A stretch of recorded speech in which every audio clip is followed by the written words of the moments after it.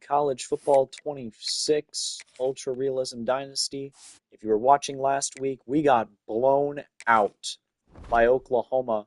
So, for the second time this series, we start the year ranked 2, and by the time we actually get going in conference play, we already have a loss. We're 0-1 in conference, going into probably the toughest part of any schedule we've ever had. Oklahoma's now ranked at 5-0. We moved down 11 spots to 13th. We go to number 3 Tennessee with the chance to drop another. We host Florida, who, my goodness, they've been disappointing. Not only have they dropped a few, they've dropped 3. They're 1-3. Arkansas is out of the top 25, but South Carolina's still here. Ole Miss is undefeated. Vandy's been solid. Texas is undefeated. So this whole rest of the schedule, there's no free wins until we end the year with Missouri State.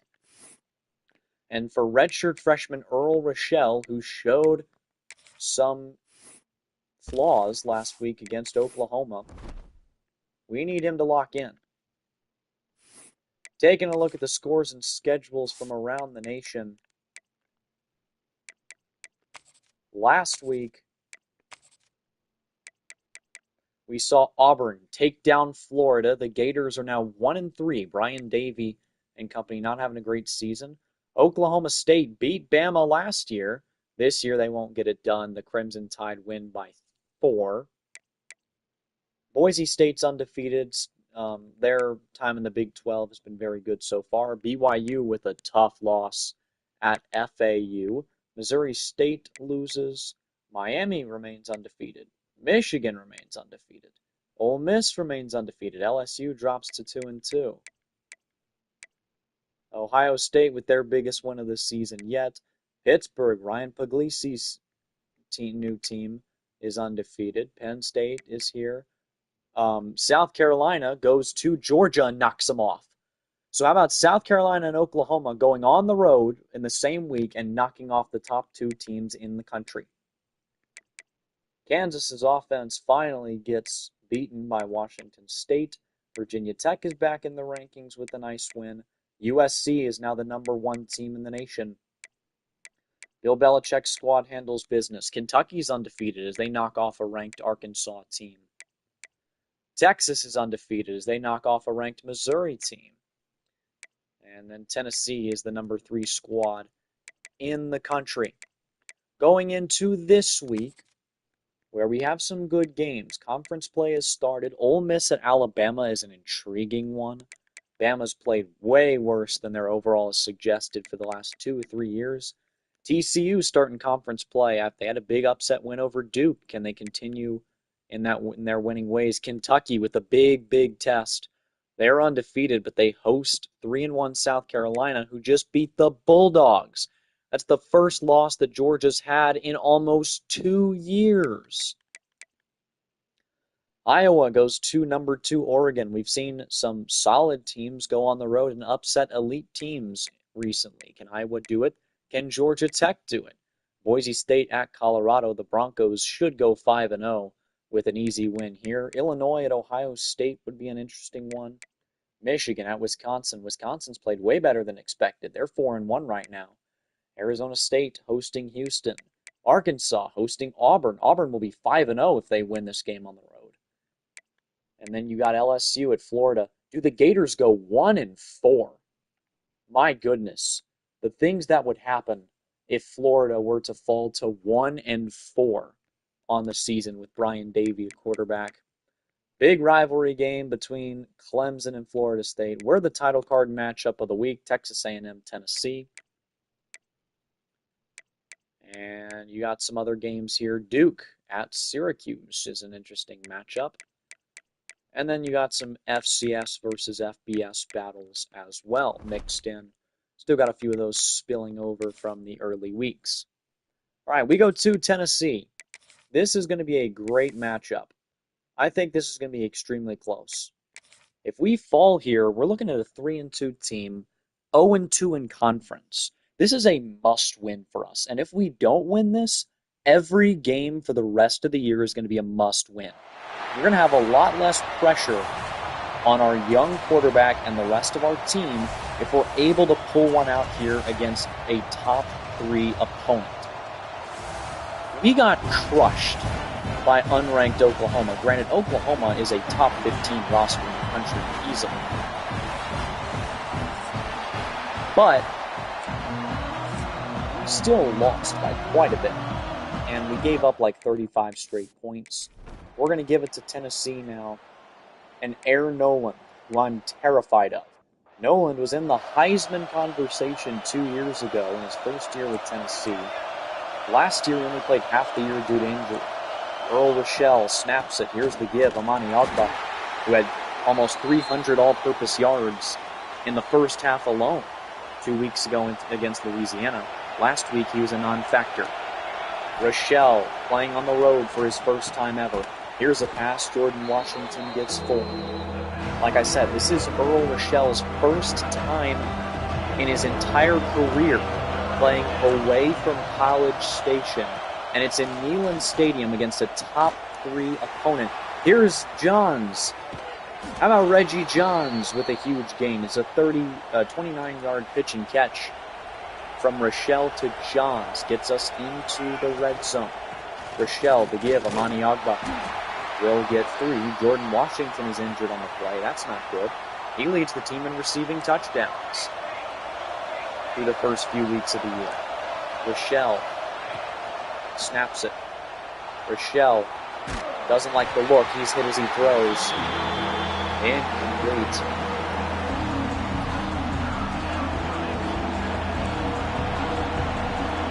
You can hear the loud music blasting here in Neyland. That one's going to be a first down. Rochelle gets it to LaBelle down to the 3-yard line. Texas A&M threatening to score first. Here's the give. Amani Ogba is tackled for a loss of 3. A free blitzer came in there and got him. Amani is off to a rough start to this game. Rochelle, play action, throwing off his back foot. Celeste Miles in the end zone for a touchdown. Miles with his 3rd score of the year. And the Aggies take an early lead here. College game day was here. Just a prime matchup for mid-season college football. Game now tied at 7 after a wonderful drive by Tennessee. Here's Amani Ogba, makes a nice move and picks up 4. This defense is not going to let him do much. 4 carries for 4 yards today. Ogba. Rochelle doesn't know what play we're running. Neither do I at this point. Here's the give. Ogba is swallowed up again. 5 carries for -1 today for our superstar halfback. He has been, I would say, a non-factor, but he's been worse than that. A non-factor would have 0 yards. He's got -1. Reggie Johns, the transfer from Toledo, reaching, trying to get the first. We will go for it here. Timeout volunteers. They didn't like the look they were coming out with. We're still going to send the offense out there. I think a quarterback sneak with a 6'5" Rochelle and how good our offensive line is should be good enough. And yeah, our 89 overall center is able to help us through there. Rochelle gives it to Amani Ogba. Ogba to the outside, gets his best run of the day. It's an 8-yard gain. 6-7. 6 carries for 7 yards for Amani Ogba. Rochelle, play action. Looking over the middle. This one is tipped and nearly intercepted. That was scary. Justin Rock got a hand on it. 3rd and 2. This place is pulsing. Oh my God, what happened? It's a bad snap recovered by the Vols, and it's going to be a touchdown. What just happened? What on earth just happened? It's a bad snap, and it goes all the way. I'm still shocked. Here's the give, Amani Ogba. Nobody knows what play we're running. Justin Brock with the tackle. We already look like we're falling behind, losing momentum just like we did last week.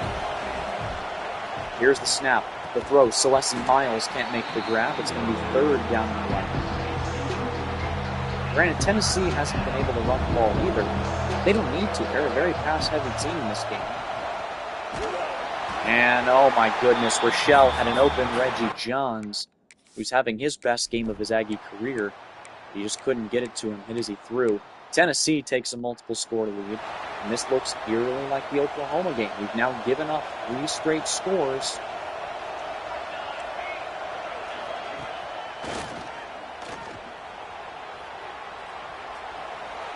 The throw is out of bounds, intended for Celeste Miles. That would have been very nice if we could have got that. Rochelle has only completed 1 of his last 5. Freaking Phantom of the Opera is playing in the crowd. Can't even get a block for Amani Ogba. Ogba picks up 6 on the carry. It's one of his best carries of the day.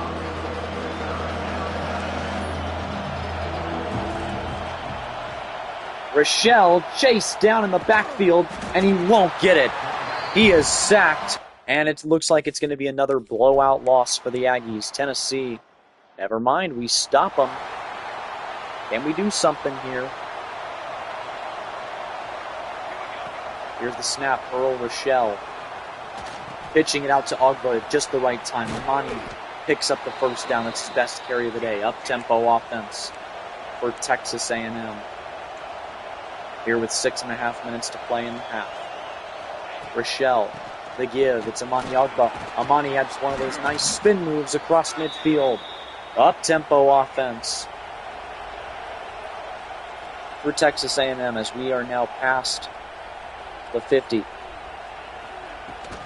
Rochelle here, the give. It's Amani Ogba. He's going to lose 2.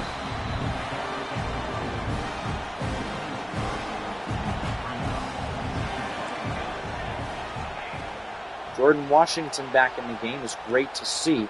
Here we'll throw it for him. Washington can't grab it. It's 3rd and 12. Rochelle only completed 1 of his last 6. Nobody knows what play we're running. This crowd getting loud here. And it's incomplete. Rochelle was hit as he threw it. We're going to have to punt it back to Tennessee. And yeah, there we are. We've given up 24 straight points. This is so similar to the Oklahoma game. Rochelle snapping it, sending a man in motion. Doesn't like the look. He's got to roll out. Washington can't grab it. Rochelle put it on the dime, but Jordan Washington just could not hold on. He had the defender right on him. Here's Rochelle, the screen for Amani Ogba, and nobody wants to block. Justin Rock with another tackle. He's been incredible today. 2 deflections and 5 tackles on the day for Rock. Here's a throw. Washington is wide open. Jordan Washington in open space. Fumbles the football. And we cough it up again. Jordan Washington now has multiple fumbles this year. And no way we're about to let up 31 straight points for the second game in a row. We get it back, needing a touchdown. Down by 17 here with 47 seconds to play in the half. They're already running prevent defense. Amani Ogba is just going to pick up the first down here. Timeout Aggies. If they come out with a similar look, we are going to run the ball again. Yeah, they're in prevent defense again. We're just going to run it. And Amani Ogba going to pick up the first down. Timeout Texas A&M. Now from the 45-yard line, surely they'll be running something a little more practical. And they are. All right, so Tennessee is back in normal defense. Here's the throw. Washington makes the grab. It's only 2 yards. I would have liked them to just drop that, to be honest. 24 seconds to play in the half. Rochelle, he's got Johns. Reggie Johns on the dime. First down Aggies. 17 seconds left in the half. Got to be careful here, but you've got to get at least 3 points here if you're Texas A&M. Reggie Johns, the superstar at Toledo last year, has been great for us today. Here's over the middle, Max LaBelle. Up tempo for Texas A&M. You've got to spike it. 11, 10, 9, 8. They spike it with 7 left in the game, or in the half, that is. And they're going to try and run one more play. A touchdown here would be incredible. You just got to give one look and then throw it away. Oh, no. There is a flag on the play.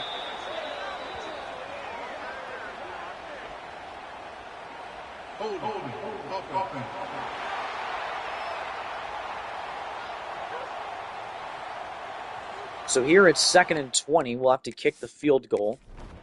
And we will. So we're down 24-10 at half. We have to get a touchdown here coming out of half as well.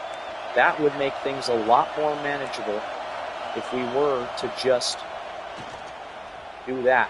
Here's a lob. Tristan Norman can't make the grab. It's out in front of him.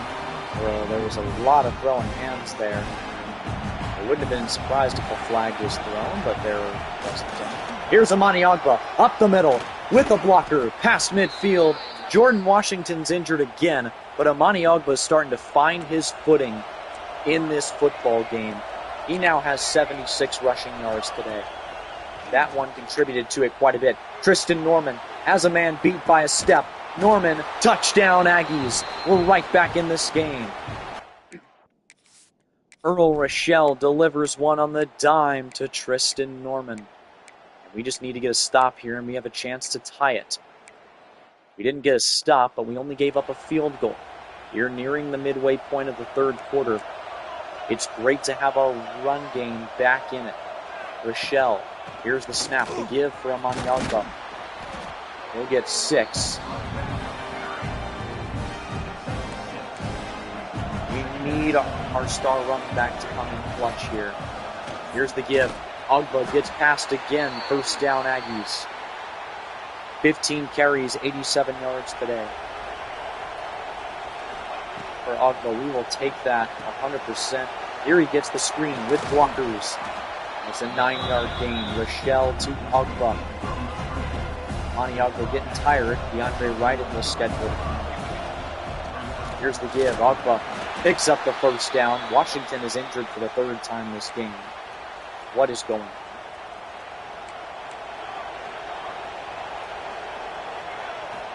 Rochelle snaps it. Here's the throw. Reggie Johns in space. Inside the 10 at the 4. Reggie Johns having the game of his life. The transfer from Toledo. Looking like he's playing against MAC opponents. He's got 4 catches for a hundo today. And he's had issues this season. He's had a case of the dropsies. He hasn't been able to look his way deep. Here's Ryden to the outside. And he's down at the 1. 2nd down and goal for the Aggies. What do you run here?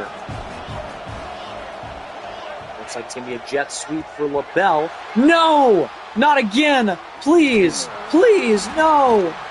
Oh my goodness! For the 2nd time this game, the Aggies have a bad snap that costs them a touchdown. We were at the 1-yard line. That's going to lose us the game. I don't know if we'll be able... Okay, that one's dropped. But I don't know if we're going to be able to go down the field and have a drive like that again. That was just a perfect turn of events. There's a lob pass going for Max LaBelle. It's no good. Earl Rochelle's coming out of the game with an injury. Mike Hawkins is coming. Hawkins scrambling around. Hawkins throwing it. It's incomplete. We will have to punt it away. Hawkins is going to be the starter with Rochelle injured. The defense is picking up quite well, but the offense, we should be within 3 right now. But we fumbled. And not only did our defense get the stop, they got it quickly. Here's a pass. It's going to be caught. Threads the needle to LaBelle. Max LaBelle across midfield to the 25. Earl Rochelle is back in the game.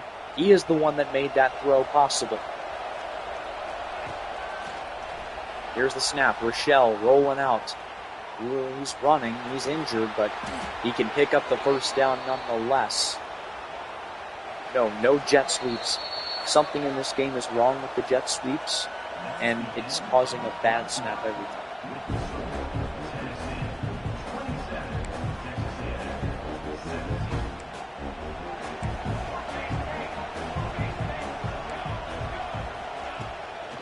Here's the snap. The throw, it is going to be dropped by Max LaBelle.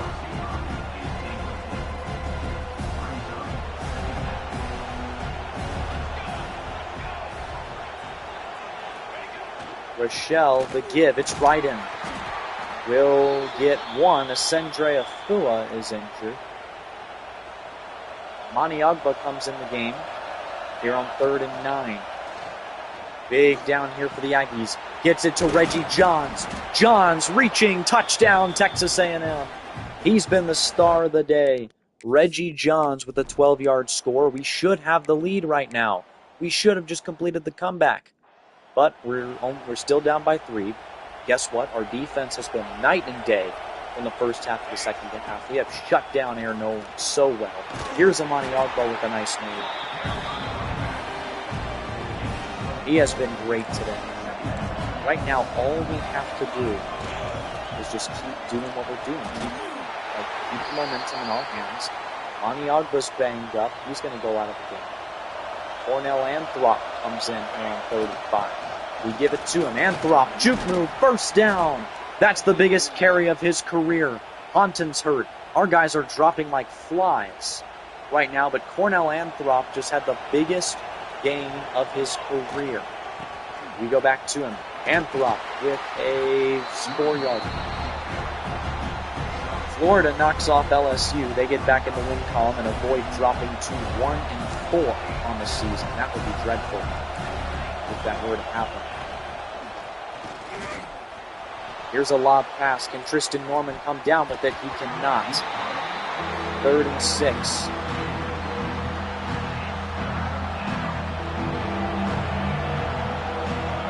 Rochelle snapping it over the middle. Norman makes the grab.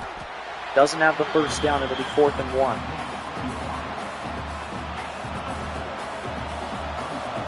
Maniagba back in the game. Here they give it to him. He has a pancake. How about 73 there with an incredible play. Back on the ground with Maniagba. Maniagba, who's over 100 yards today. 20 carries for 108 rushing yards for the Aggie star. Jordan Washington has been out of the game for quite a while. We're going to look for Celeste Miles instead. Miles picks up the first down. How about Celeste Miles moving the chains? Rochelle snaps it. The give. It's Agba. Stiff arm. Get off of me. And that's 2. It takes 3 men to bring down Amani Agba. The problem is he didn't get any yards in the process. And that one is fit in there to Max LaBelle. What a throw by Earl Rochelle. LaBelle, holy Lakers in 5, has over 100 yards in each of his last 2 games. Here's the throw. Caught. Norman. Touchdown Aggies. They deserved the lead, and they have it. The comeback has been completed, and with 4 minutes left, Tennessee is going to punt it back to us. Aaron Noland has been shut down ever since the second quarter by Texas A&M's defense. And now we just have to chew this clock out.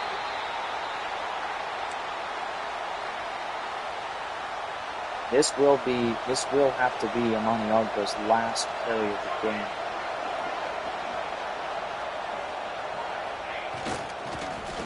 The give, it's Agba. It's going to be a good one. First down, Aggies.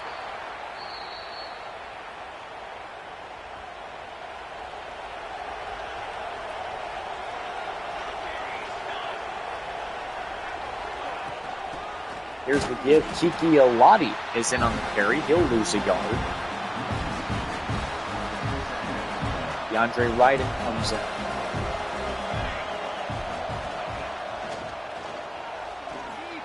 Rochelle scrambling around, using his legs. He'll slide. It's a 6-yard gain.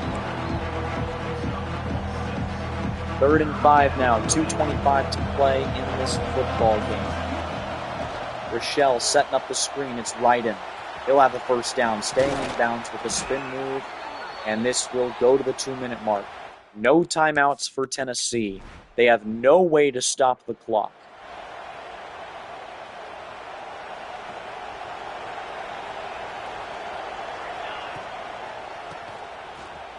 Ryden with the ball. DeAndre Ryden keeping it in the middle of the field. So we're just waiting for that clock to get down to 40 seconds. We win this game. We'll run one more play from scrimmage, and so long as we don't fumble, this game will be over, folks, and we will have beaten the Tennessee Volunteers. Here's Ryden, shooting move, and that's the game. Texas A&M goes to Knoxville. No, it didn't look good. They were down 24-7 just moments before halftime, but they are able to complete the comeback and get the victory. 31-27. We should be back in the top 10 with this win. Earl Rochelle doesn't turn over the ball once. A couple of bad snaps almost screwed us over, but we prevail. Tennessee falls. They're 0-1 in conference. We get our first conference win, and we have an intriguing matchup next week against the Florida Gators, I believe, who would be 1-4 if it weren't for a huge upset win last week. We're at number 11. We'll take a look at the scores and schedules from a week ago. Kansas fall off continues. UCLA with a big win. Rutgers is horrible, though. Bama gets a win. Cincy beats West Virginia in the battle of the new ACC schools. Miami remains undefeated. TCU remains undefeated. Kentucky remains undefeated. They beat South Carolina. So the Gamecocks beat Georgia, but then lose against the Wildcats. Bill Belichick's squad is unbeaten. Oregon is unbeaten. Pittsburgh is unbeaten. Boise State gets upset by Colorado. They're 0-1 in Big 12 play. Arkansas State is undefeated and ranked. Ohio State barely escapes in a rivalry classic. Michigan remains unbeaten, as does Arizona State. Arkansas pulls off the upset. They beat Auburn by 1. So Auburn does not enter the top 10. USC 62. Minnesota gets blown out twice in a row by top opponents. Penn State and Indiana was a shootout. Those are two good offenses. Memphis and Texas Tech was a shootout. Memphis begins their time in the Big 12 1-0. LSU and Florida, two teams that were supposed to be really good. Well, with the result of this one, they're both 2-3 now. The UAB Blazers are still undefeated. Army's undefeated. Clemson remains undefeated. They're 15th in the country now after that big win. San Diego State drops 66. Hello. Purdue upsets Washington. Duke barely squeaks by Syracuse. In Missouri is still ranked. Kent State with a shutout. Texas is unbeaten and ranked. And that is going to round out this last week. This next week, Purdue at Oregon. Maybe the spoiler makers do something. Miami at Notre Dame. The Irish are now 3-2 and ranked. Do the Hurricanes take their first L of the year, or do they go bowl eligible after just 6 games? Oklahoma State's ranked. Their only loss is Alabama right now. I like that team quite a bit. Arkansas State. Texas hosts Mississippi State. Chance for the Longhorns to start the year 6-0. They haven't been as hyped up as usual because they've coming off of a few rough years. Pitt hosts Louisville. Duke hosts FSU. LSU hosts Old Dominion in the Colton Joseph Bowl. Bill Belichick has a pretty easy route. As long as he beats 1-4 West Virginia, his team will go bowl eligible in the first 6 games.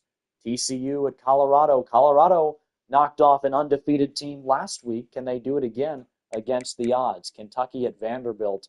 Kentucky with a chance to go 6-0 to start the year. A lot of undefeated teams. Auburn at South Carolina is really interesting because if Auburn loses this, the SEC has so many just fringe teams. Like everyone, the stakes are going to be so high for half the conference because they could be eliminated at any second. If Auburn wins this on the road against South Carolina, they're in the playoff picture. South Carolina is eliminated, pretty much. Not eliminated, but on the bubble. If the Gamecocks win this, though, they're right back in it. If you lose this, you got to think that Georgia game's got to be one of the biggest flukes in college football history. South Carolina's got the best win of any team right now. But if they have 3 losses by 6 games through, that might be a problem. Alabama at Oklahoma is really interesting. Oklahoma went to our place and killed us. The Sooners are a lot better than their ranking at 17th because they're 5-0. Bama's at 5th. They're 4-1.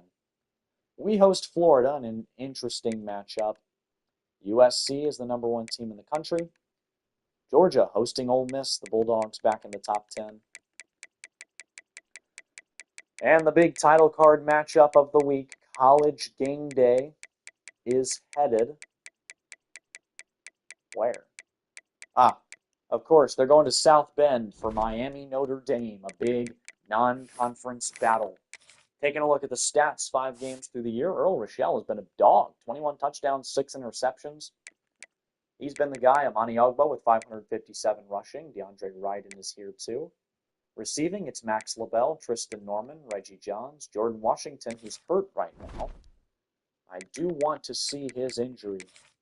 The injury report says that Washington is out for the season. That is all she wrote for Jordan Washington at the college football level. He spends 5 games with us, 221 yards, 5 touchdowns. That's it. Season over for Jordan Washington. That is a huge blow. He leads our team in receiving scores. We'll take a look at the recruiting trail.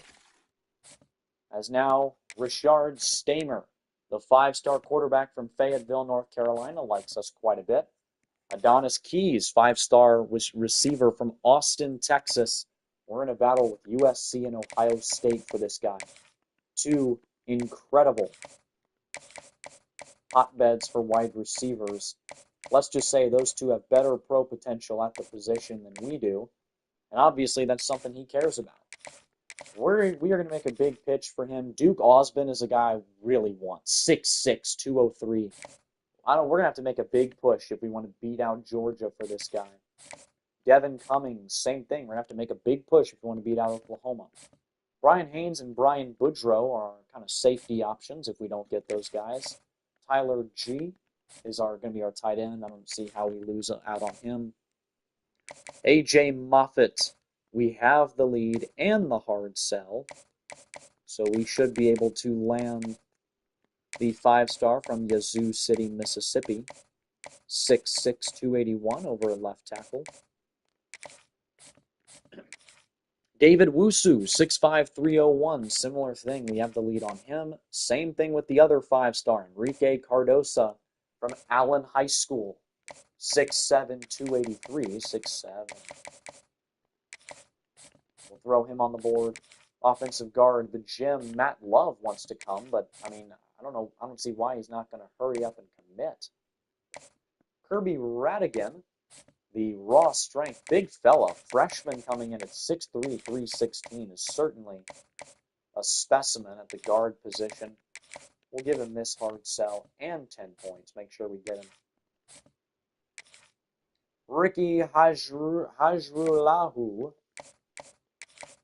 the 5-star. We want to make sure we get this guy. I see Clemson gaining up. Jalil Jones is here. Oscar Soto. Well, I think we're just going to cut our losses on him. Not going to be able to bring in Mr. Oscar Soto. Morris Cheeks, same thing. Clemson's going to get this guy. We'll look for a new D tackle right now.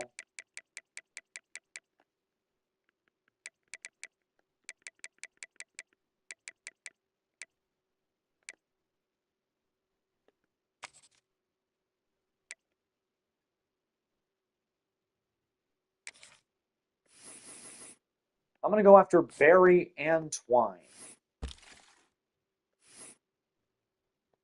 Likes playing style. Oh.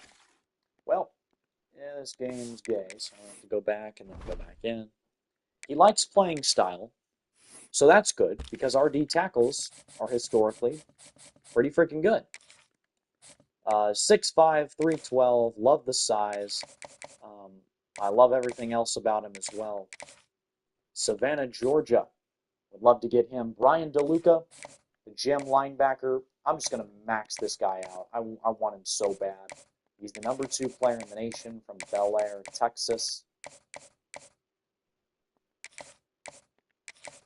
He is going to be an elite player day one for us. Jalen Wiggins, last chance for Wiggins, the 5-star. Looks like the Ducks jumped us.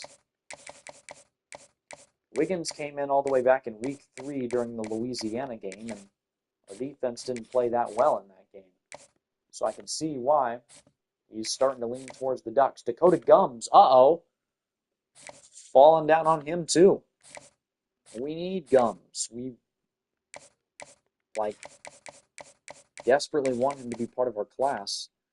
Pro potential and playing style are going to be his deal breakers. So I'm thinking we can hard sell him for this gamer. David Grimm, falling down on the Grim Reaper. 5-star corner from Homestead, Florida. Losing down to Alabama.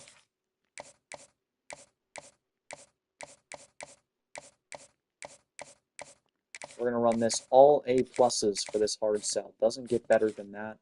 Brian Bullock, we just aren't going to get, man. And I'm so sad, but it's not happening. Bill Belichick is throwing his arm and leg for that guy. DeMarcus Cush, really want to get this guy. I hope Michigan doesn't steal him from me.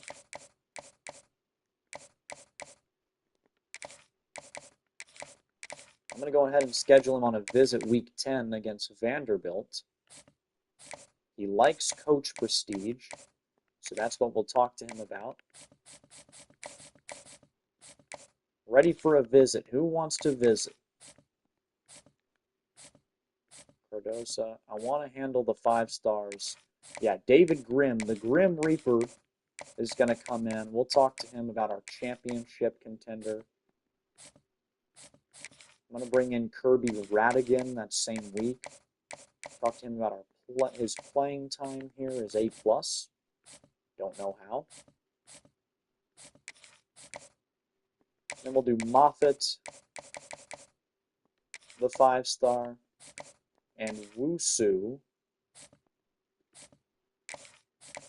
Yeah, never mind. We're out of hours for that. So I'm just going to throw some points on some other guys. Like, I'll put 10 on Moffitt.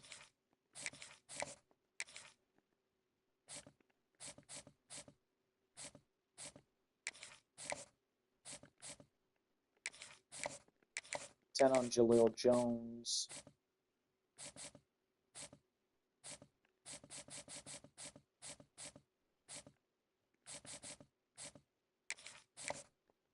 And 15 on Brian Goodrow. And that will do it for this week's recruiting. We host Florida this week. Brian Davey and company come to town for the second week in a row, or second year in a row. Week in a row would be very odd.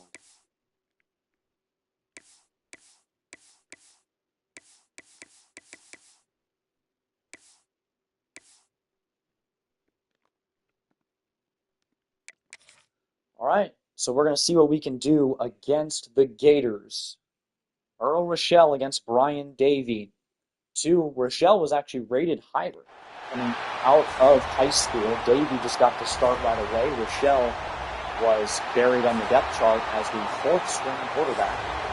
Now he's the starter. And he's been, as advertised, both these guys are elite players. Both are going to be playing on Sundays very soon. And the Aggies will get the ball first. Florida, like I said, sitting at 2-3, just got a big win over LSU. Rochelle snaps it.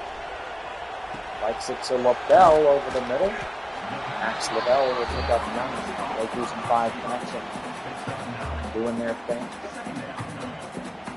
Here's Rochelle. Snaps it. They'll give it to Amani Agba. Amani Agba up the middle. First down, Aggies. 16-yard gain on his first carry.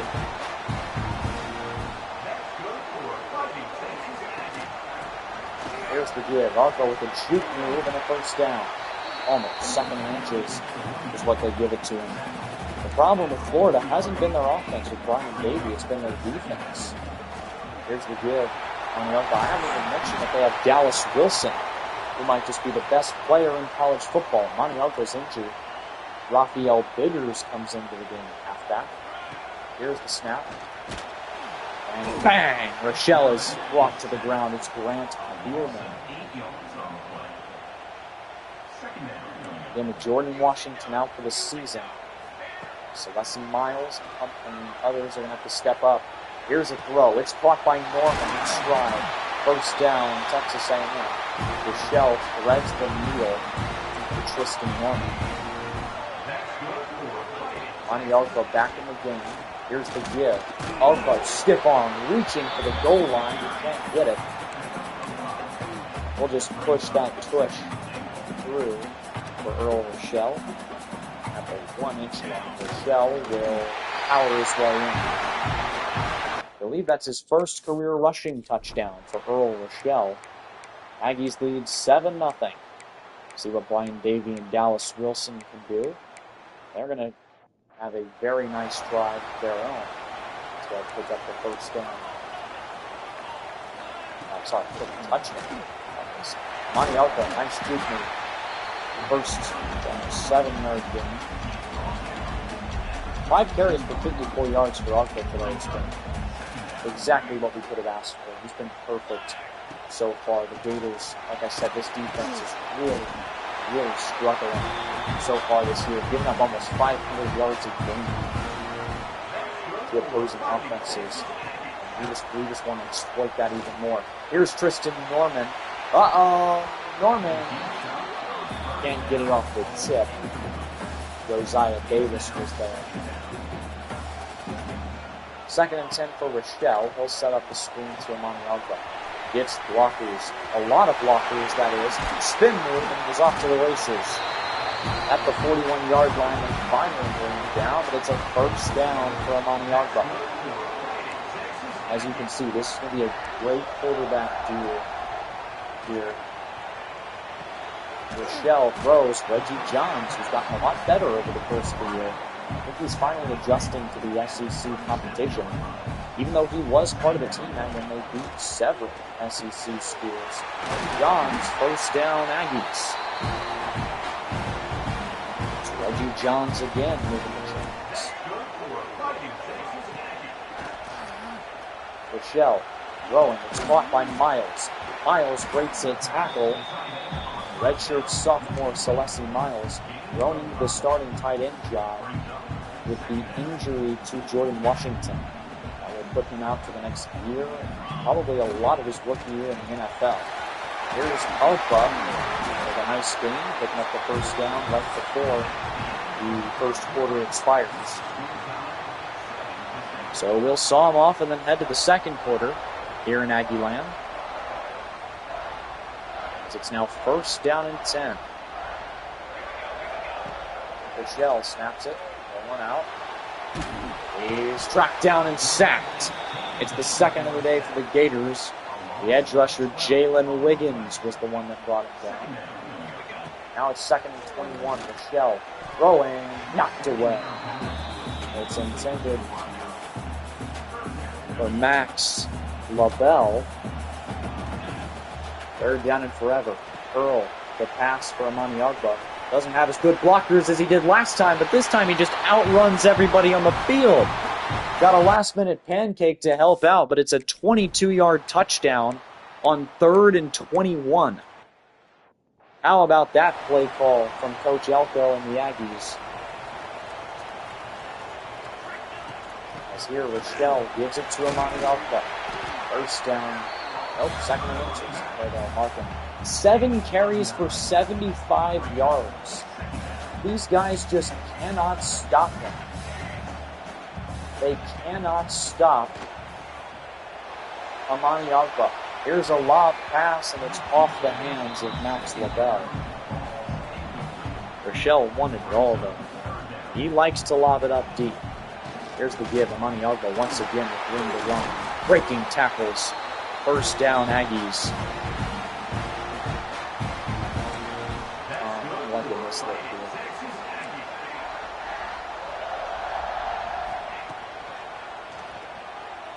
Another shot to the end zone. LaBelle is going to drop it again. The Aggies want to take the top off here, but it's just not working here just yet.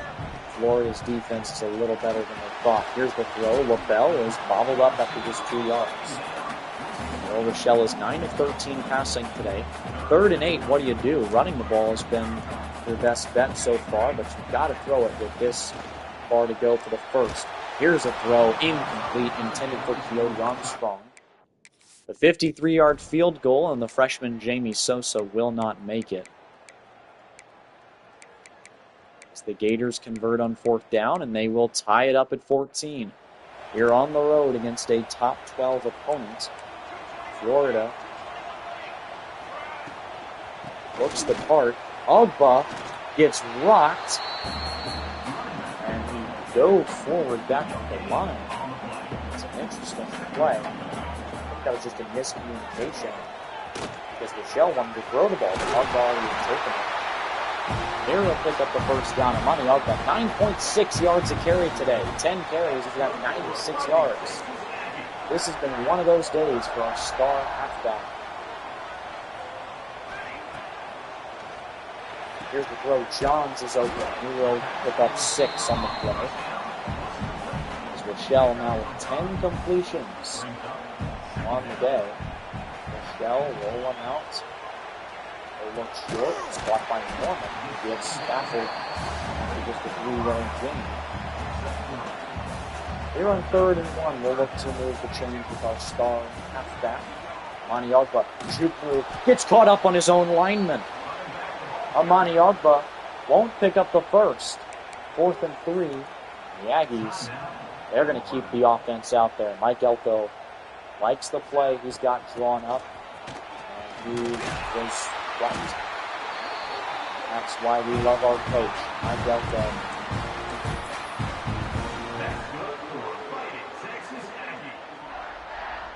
Calling up the right plays on 4th as we will now trade that in for a new set of downs. Here's the throw, and it's picked off. Just a bad throw by Rochelle. That's his 7th turnover of the season. Vernon Woodward with the pick. And the Gators deserve to have it, and they do. They won't get the score before half, though, so we stay knotted up at 14.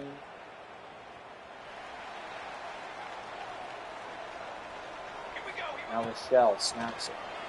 Leaks, then fires. It's Amani Ogbah who took a bit to get going. Now he's off the races. Maybe a 6-yard gain for Ogbah. Okay, let me see if this get touch pass plays.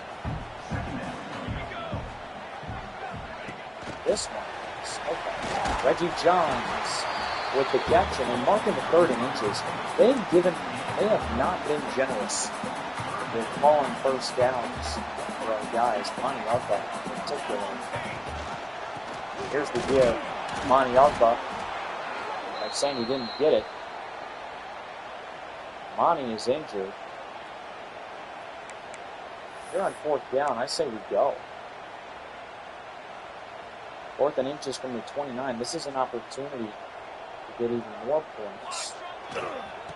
Rochelle, the give. It's Ryden. Picks up the first. DeAndre Ryden. I've seen more improvement from him than almost anybody else on the team. A lot more efficient. And it just looks like now that he's got a superstar ahead of him, he's making a lot more of the reps that he's given. Rochelle fires. It's Reggie Johns gets 2. Earl is 14 and 20 today. 1 touchdown and 1 turnover. Here's Miles making the grab. Celeste Miles picks up 5. Jacob Ponton is out with an injury. Ponton got injured for a while last week. Here's the throw. Amani Ogbah. Is he going to go? Yes, he is. Touchdown, Texas A&M. I believe that's a hat trick for Ogbah. No, Rochelle has the other touchdown. So he's got 2 receiving today. 21-14, Texas A&M gets it back. They have the ball and the lead. Ogbah's back in the game. Here's the give. Amani up the middle. He got 5 on the day. 67 receiving, 107 rushing. He has been the Swiss Army knife today, as here he gets it again. Amani Ogbah up the middle. He cannot be stopped. They are not stopping Amani Ogbah.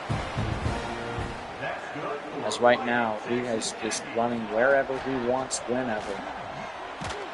Here's a throw. It's blocked by Max LaBelle over the middle of the field. J.R. Sills, the 89 overall center, is injured. That's certainly a problem. Here's a throw. Reggie Johns couldn't get a block from LaBelle. He picks up 7. Content, who was back out there, is hurt as well.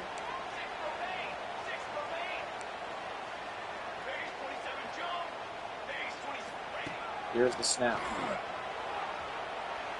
Doesn't like the look. It's picked off again. Rochelle made a bad throw there. It's his 2nd turnover of the day. His 8th of the season. 2-yard loss by Amani Ogbah.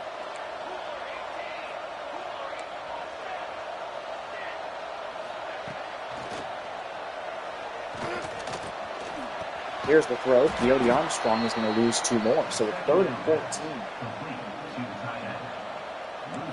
Very rough spot for the Aggies. Here they'll throw. Amani Ogbah, though, has been such a threat in the receiving game. Our star running back with an insane juke move. And the first down. Rochelle to Ogbah. The connection through the air and on the ground is just going. Right back to Ogbah on the ground. He's gone over 100 in both rushing and receiving today. Rochelle pulls it on the read option. Nice move, picks up 3.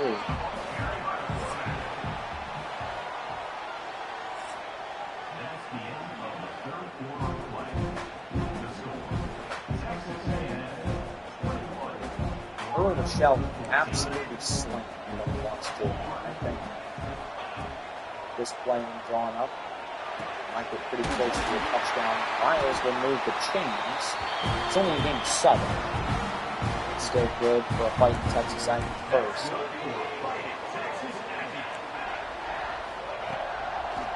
Here's the snap. Reggie Johns is open over the middle, and it's a dart. Touchdown Aggies. Rochelle to Johns for the touchdown, as Texas A&M now takes a 28-14 lead. They get it back with 8:26 to play in the game. Rochelle, here's the give, and Amani Ogbah breaks the tackle, but he's shoved down for a loss of 4. He's got minus 14 speed right now. I think it's time to get him out of here. Put DeAndre Wright in and let him do his thing. Rochelle, scrambling, had an open Celestin Miles, but decides to take it himself for a 16-yard gain. I don't know, Rochelle moving the chains with his legs. There's a jet sweep. Tristan Norman, oh my, loss of 2. That didn't go well.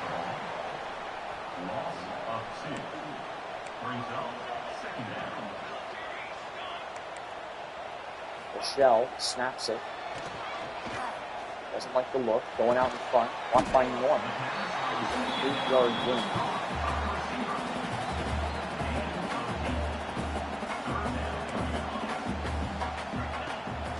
Rochelle snaps it. Going for the running back, Ryden. DeAndre Ryden will pick up the first down. Rochelle is 25 of 32 passing.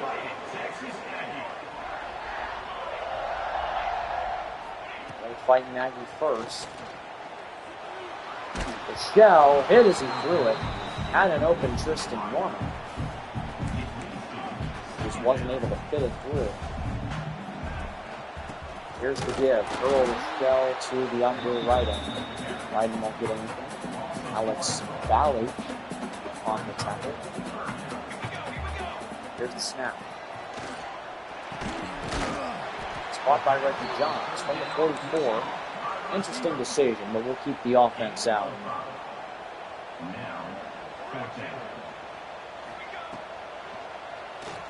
Coyote Armstrong with separation, but the throw was behind him. He makes the catch, but can't pick up the first. That's all on Earl Rochelle. Coyote Armstrong ran the route perfectly. But Rochelle just didn't throw it in the right spot. We're back to the Aggies on 1st and 10. Rochelle rolling out, throwing on the run. It's incomplete. Florida's Jalen Wiggins, who has a sack or two today, is injured. Aggies up by 7. Here's Ryden still at halfback. As Agba seems to be charging up on the sideline. I don't know if he'll get back in the game or not. Here's the snap. Throw. Miles with the grab. Celeste Miles. Oh my, he broke a tackle. He stayed in bounds. That's a touchdown. At the 42, Texas A&M. Rochelle snaps it, gives it for Ryden. Ryden with an insane speed boost. Now he's off to the races. DeAndre Ryden riding his way all the way down to the 37-yard line. 4 carries for 34 yards today for him. That one was a 24-yard stamper. Rochelle now is sacked. It's the 3rd of the day for the Gator defense. The Aggie defense has 4. So now it's 2nd and 20. Here's the give. Ryden gets through for about 5. Now on 3rd and 15, what do you draw up if you're Texas A&M? Ryden's in at halfback. Not the best receiving back. They still draw up a screen. He gets a pancake block. Looks like from the 34, we'll set up for a 51-yard field goal for Jamie Sosa. Sosa gets it. So with 2 minutes left, Brian Davey gets it back, trying to tie it down by several scores. He will not do that.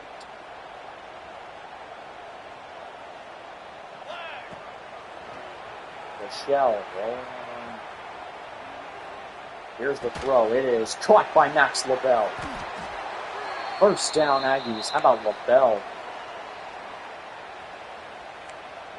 Moving the chains for Texas A&M. Now Rochelle will give it for Ryden. It's the last time out for the Gators. Once again, we just get to run this down. We can take a knee. Jet sweep, Reggie Jones. Oh no, he went backwards.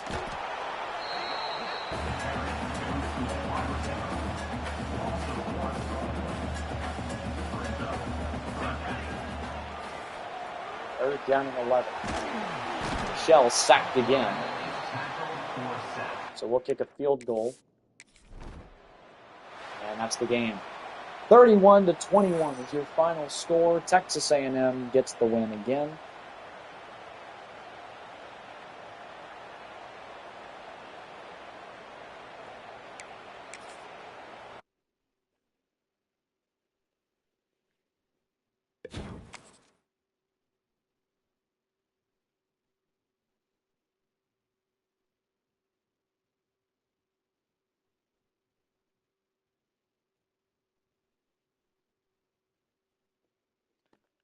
Yeah, look at that. Look at that. We are now 5-1. We are 1 win away from being bowl eligible.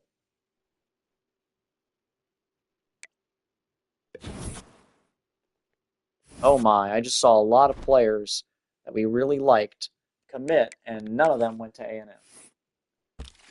Yeah, Adonis Keys and Cummings. Osborne, we are still in on, but Georgia's going to get him, so that's sad. We're going to miss out on all 3 of these 5 stars. Osborne, there's almost no way we're going to jump him. Brian Boudreaux now needs 40 points. I wouldn't say the full 50, but Moffitt, Wusu. I think it's time we stop playing around with Wusu.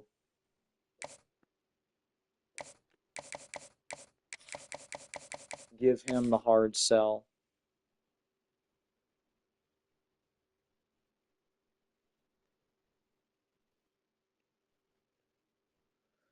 What is he like? Conference prestige and pro potential. Boom.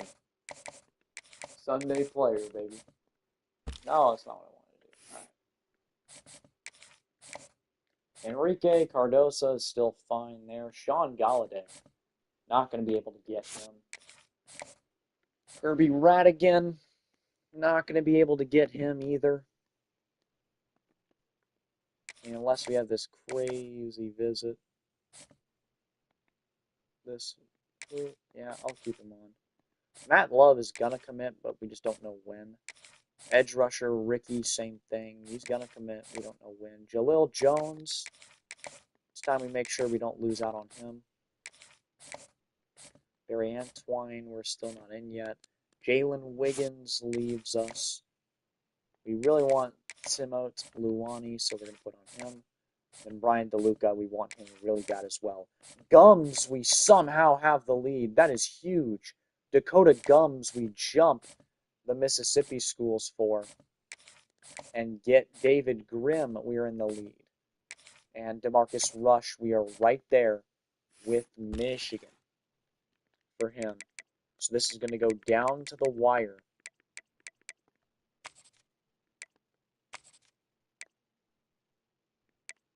Any four-star prospects we can go after. Put Joey Emmanuel. Put this Lyle Washington.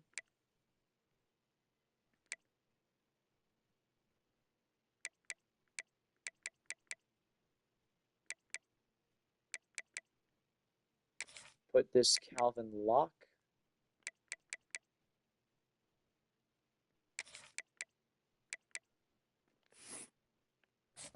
Yeah, these will be the guys that we will offer for this week. Ready for visit. We also have quite a few in this category as well. First thing, Wusu is going to come in week 10. Conference prestige. Cardosa, week 10. Conference prestige. Ricky, week 10. Coach prestige. And then with these other 75 points, I'm just going to distribute them through scouting. Want to scout, see if some of these receivers are the real deal. Oh no, like Boudreaux. I want to scout Brian Boudreaux. He's pretty good. And that's going to do it for that week of recruiting. Now, oh my, Oklahoma beat Bama. They're undefeated. Woo! Okay. Scores and schedules. Week 6. What happened? Miami lost to Notre Dame. The Irish 40-3. Jesus. Oh my. 40-3 is insane. Notre Dame improves to 4-2. Miami gets handed their first loss of the year. Oklahoma State with a nice victory. Arkansas State gets upset. They're no longer ranked. Texas is 6-0. They're bowl eligible and ranked 21. Clemson's undefeated at 5-0. Pittsburgh is 7-0. Duke with a nice win as they double Florida State's score, 42-21. LSU evens the record at 3-3. North Carolina's 6-0. They're going bowling with Bill Belichick. TCU 5-0. Kentucky 6-0. Arizona State 5-0. Auburn with the win. South Carolina's 3-3. Their only conference win is against Georgia. They've lost to North Carolina, Auburn, and Kentucky. So every other competent team they've played, they've lost to. Michigan is 6-0. Boise State's back in the rankings at 5-1. Oklahoma 6-0. How are they not in the top 10? They just beat Alabama. How is Bama ranked higher than them at 4-2? What is going on? Florida's 2-4. Baylor's 5-1. USC is still undefeated at 5-0. Georgia's 4-1. And now let's look at week 7, see what the matches are looking like. North Carolina at Cincinnati is an interesting test for the Tar Heels against an unranked opponent. Maybe they fall. Boise State hosts Texas Tech in probably their biggest conference game of their lives. Auburn's 5-1. Kentucky's 6-0. That's a big-time SEC matchup. It's also a ranked battle. Tennessee is 8th in the country. They go to LSU. LSU's winless in conference, but you never know. It doesn't matter if they're 3-3. Baton Rouge is still loud. Notre Dame and Stanford in a battle of the independent schools. Georgia at Vanderbilt. Vanderbilt with the chance to cause some chaos here. Arizona State hosting Baylor is another marquee Big 12 matchup. Forgot to say UAB is 6-0. They're going to go bowling. Oregon at Illinois. They should have it. Battle of the Unbeatens, the Red River rivalry, Texas and Oklahoma. Whoever wins that should be in the top 10. They won't be, but they should be. Miami with a chance to rebound against Virginia Tech. Pitt at NC State. Ohio State hosts Northwestern. We're in the game of the week against Arkansas. I don't know how that's the game of the week over the Red River rivalry, but I'm not complaining. College game day is in Fayetteville. Oklahoma State with the chance to improve to 6-1 on the season as well. All right, let's play against these Razorbacks, shall we? We've had success against Arkansas in past seasons, so I don't know why we shouldn't win here.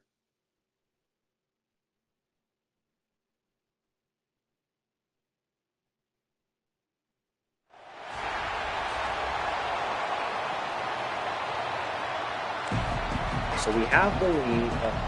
So hopefully we have the edge here. Oh my God, interception. Okay, no. I'm not. I didn't play that. If I didn't throw the interception, it didn't happen.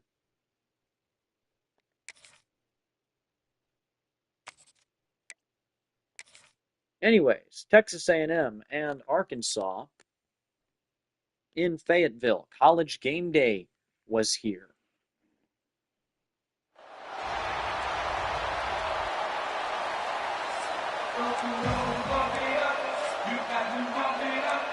You know what? College game day wasn't here. College game day was at the Red River rivalry. I don't even care. That's what happened. This place is loud. It's the 25th toughest place in the country to play. Rochelle has to throw that thing. Third and 8. Here comes two squads. Here for the Southwest Classic. Max LaBelle has him beat by a step. LaBelle makes the grab in stride. Touchdown, Aggies. It's a 51-yard dime.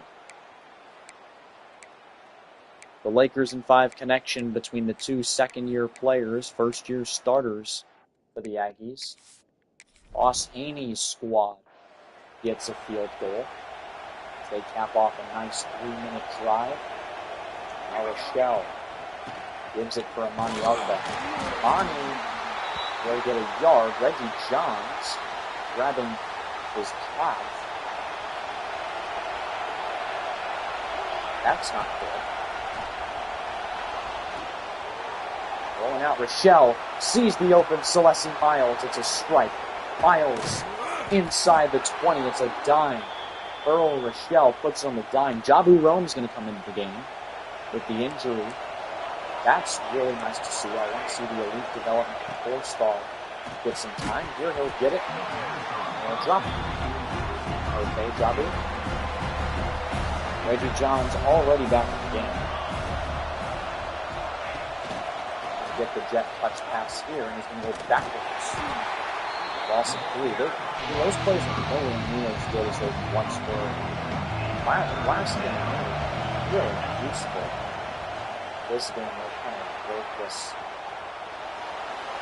Here's a throw, and it's dropped. I thought Reggie Johns had that, but he did not. It's 10-3 after the field goal.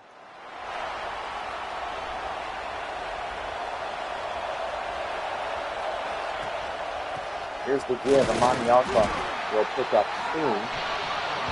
Short lead for our star. Back. Abby Rome will come up again. Still want to see that we have him. On Rochelle. It's just a 1-yard gain. We're going to have to punt it back to Hoss Haney. Arkansas can't do anything. Our defense has been historically great against Arkansas. Like I said, we've just been historically good against Memphis. In this series and even before, we own these guys. Let's not make this the year we lose to them, even though they are ranked. I'm not sure why they're ranked. They're ranked. Here's the snap. Rochelle lobbing it up. Max LaBelle is in front of everybody, but it's picked off! Somehow, it's so underthrown by Rochelle that it's going to be picked off. Akari Johnson with the interception. It's Rochelle's 8th of the year.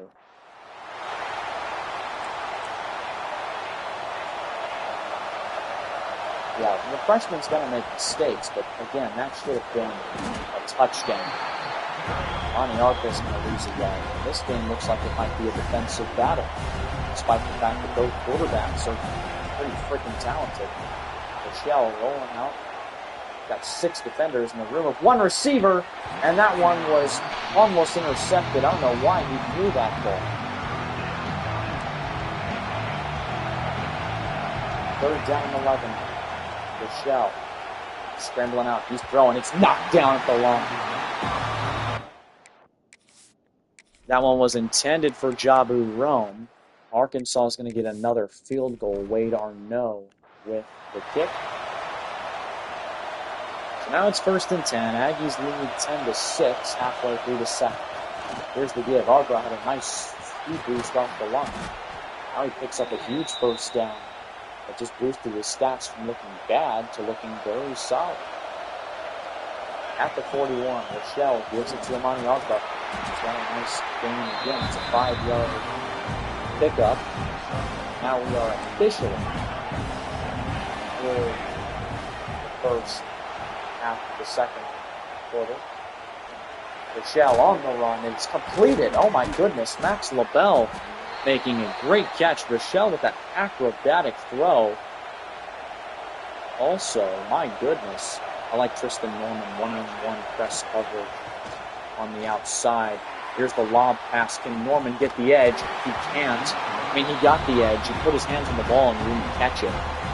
Neither quarterback is over 50% completion.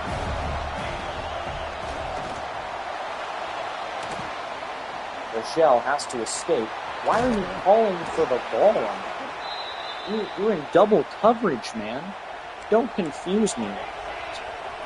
As you know, I'll throw an interception. Here's the give. Amani Arbra picks up Rossick.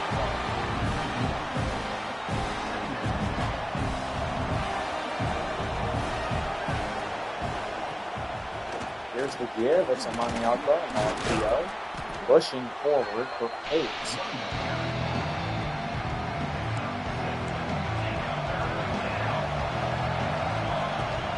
Here's the give for Raphael Biggers. Biggers picks up the 1st down. Raphael Biggers with a 5-yard gain. This will be the last play before the 2-minute mark, likely. Rochelle throwing. It's incomplete. Intended to Tristan Norman. So maybe we will get another play off before we head to the 2-minute mark. Here's the give. Amani Arbra. It'll be 3rd and 10. So that's the 2-minute mark. 3rd down. A huge play here for this Aggie offense. Rochelle getting out of the pocket. Throwing. It's Norman. Wouldn't make a man miss. They'll pick up 4 on the play, and they'll try a field goal to make the 7-point lead. And we don't get it. We miss the field goal. Get it back.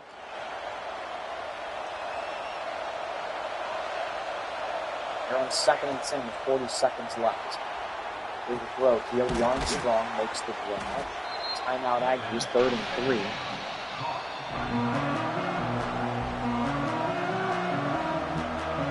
Both quarterbacks struggling right now, 7 of 17 with both of them.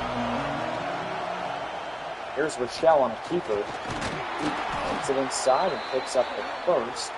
Up-tempo offense for the Aggies. 23 seconds to play in half. Counter run to Amani Arbra. Timeout with 19. Amani himself hasn't been great today. 10 carries for 46 yards. It's certainly not the best, but it's not horrible. Rochelle snaps it, gets it to Jabu Rome, the freshman Jabu. Timeout Aggies, 15 seconds left in the half. Now what do? You're Texas A&M. Well, you got to run another play because your kicker already missed from short of a miss. You got to make sure you get out of bounds. That's not what's going to happen here. Up-tempo offense. 4, 3. Spike it with 2. 2 seconds to play. Sosa will kick the 46-yarder and make it. So here we get it after the Gabriel Traore interception.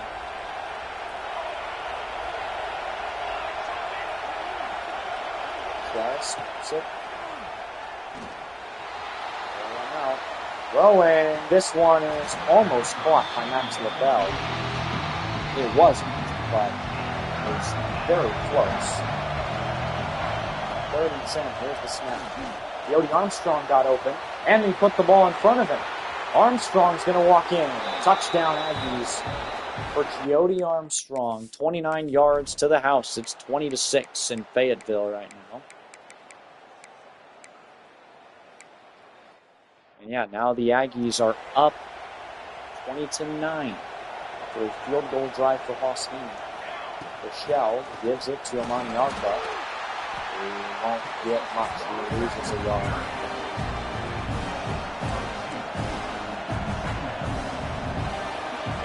Rochelle snaps it. They'll roll out. He will throw. Incomplete. 3rd and 11. Rochelle has been very inaccurate today. Yes, sir, it is. What's up, man? That one is going to be completed to Max LaBelle. Yeah, we're 11 of 24 right now. If Amy played well at all, Arkansas would be winning this game. Rochelle scrambling out, 75 speed. Going to get the edge. No, he can't, but he'll still pick up 6. I'll call it worthwhile. Bobby Rome, the speedy freshman in the slot. As Reggie Johns is still taking a rest. He goes backwards 5 yards. I'm never going to call a fucking jet touch pass play again. They are horrible this year. They're not in all over. There's Reggie Johns. Reggie Johns is not quite a slot receiver. Distorted clock. This place is humming right now. Here's a throw. It's underthrown and tipped up in the air and incomplete by Celeste Miles. Elijah Lacey was in coverage. Now we head to the 4th quarter. Arkansas converts on 4th, but then they turn it over. Marvin Cruikshank, the transfer from Nebraska, with the pick. Here's Amani Agba who's going to get this one. Now on 3rd and 9. We need the 3rd here. Nobody knows what play here. Here's the throw for Norman. He will make the grab, but it's 4th and 6. I say we go. I don't like the idea of kicking a field goal at this spot because of the good field position. This is a lob pass. It's going to be knocked away from Norman. J.R. Sills is injured on the play as well. Rochelle has been so inaccurate this game. It's kind of crazy. We now lead 12-10. Or 12-20. Nobody knows what play. Here's the give. Amani Agba to the outside. Outspeeds everybody. Juke move. Still fighting. It's a huge game for Texas A&M. We are now about halfway through the 4th quarter. There's 5 minutes left to play in this game. We have a commanding, or not so commanding, 8-point lead. Here's a throw caught by Johns, who's in bounds. Johns on the outside of this play. Nobody knows what play. Here's the snap. Throw incomplete. Once again, Rochelle is hit. You gotta be in his completion percentage has to be in the 30s. Rochelle snaps it. Rolling out. He's gonna get sacked. Nowhere to go. Bonzo Brightwell, he's just too slow as well. We get it right back, though.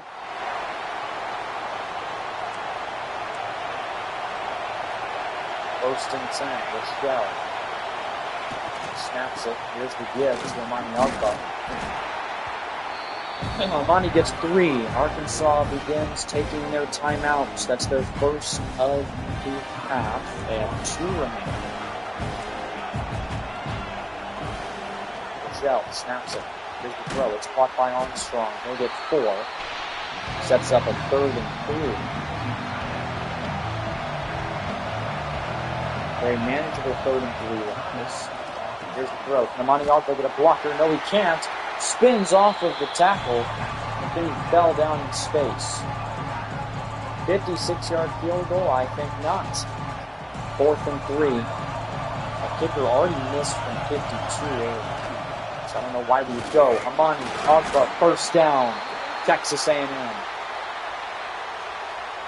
And with no timeouts for Arkansas, it's time to go full true clock mode. I still want to score here. I want to score in as little time as possible.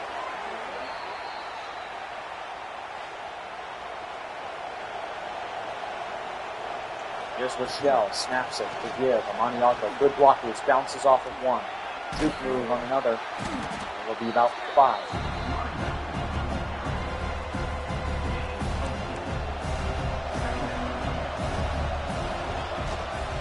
On a run for Amani Agba. Gets a blocker. Juke move.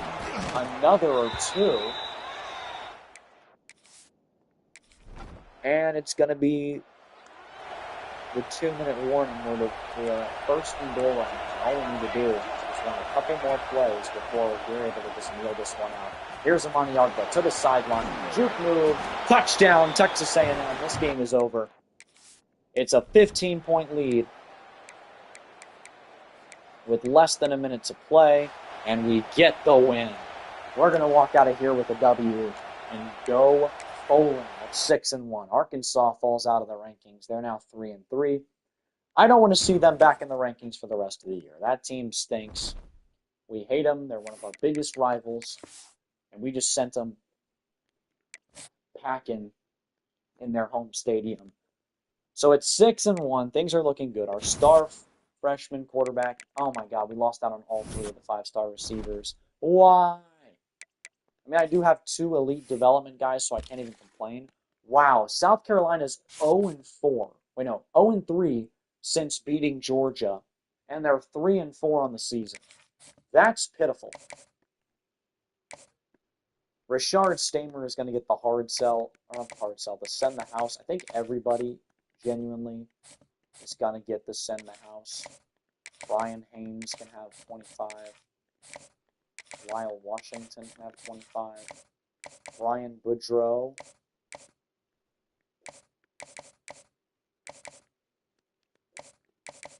Is going to get the full 50. Send the house. Tyler G. will get the hard sell.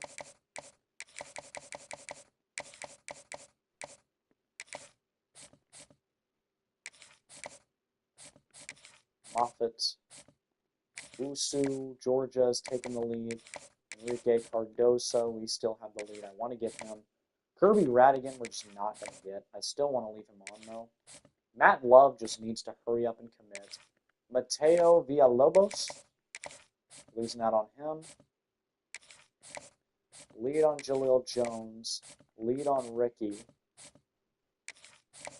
Gaining up on Antoine. Brian DeLuca. We're in a battle for Timot Luani. Dakota Gums, we have the lead. We need to commit him before that visit. Alabama just jumped us for Ham. And DeMarcus Cush is not looking good either.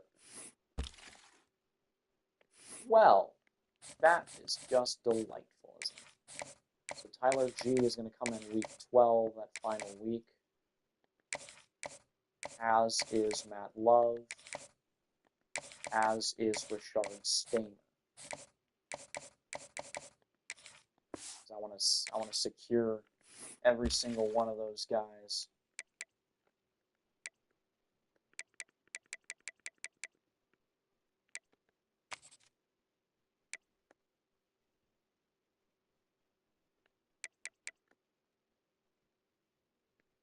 Boom. Barry Shabazz. Throw him on the frickin' board.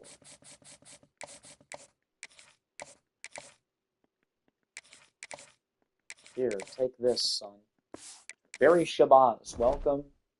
Welcome to the board. All right, let's see what all happened last week and preview the games for this week. You all know the drill at this point. North Carolina is still undefeated as they beat Cincinnati barely in conference play. Bill Belichick's squad is looking pretty good right now. Auburn beats Kentucky, both teams now with one loss. Tennessee narrowly beats LSU. Notre Dame beats Stanford. They're still on a 4-game winning streak. Duke is on a 4-game winning streak. Alabama has won. They beat Mississippi State. USC is still the #1 team in the country. Georgia is still on the winning side of things. SMU stays on the winning side of things. Oregon's #2 in the country. Oklahoma's 7-0 as they beat Texas in a shootout. The college game day was there. Virginia Tech knocks off Miami. The wheels falling off for the Hurricanes, who went from #2 to #20 in just 2 weeks. Pittsburgh, the wheels falling off as well. NC State upsets Ryan Puglisi and company by 3 in a ugly defensive battle. Colorado gets a win. They're now even in the records. Mizzou was the one that knocked off South Carolina this time. Oklahoma State's a really good team. They're going bowling at 6-1, and their only loss was to Alabama by 4. Heisman watch right now is still George Yancey, then Josh Ivey, who's really good. He had a great year as a freshman last year. Dante Flemister is a beast. Tanner Applewhite, the transfer from FSU. And then Joseph Lester here as well. Where's Dallas Wilson? Nathan Leacock isn't here, even though he was in the preseason, because of how awful Colorado is. Probably Dallas Wilson isn't here for the same reason. Florida stinks. All right, here we will face up against South Carolina. The Gamecocks at 3-4. They have a chance to go 3-5, which would mean they'd be 0-4 since upsetting the #1 team in the country on the road. This team is just bad. Like, they're not that good. They played well. Like, they're a scrappy team. They're solid, but they are not what we cooked them up to be after they had that huge upset win over the reigning champions, the 16-0 Bulldogs. Here's Rochelle snapping it. He will lob it up. It's going to be caught. Max LaBelle with a 43-yard gain as he losses the defender in air. Here's the give. Amani Ogba.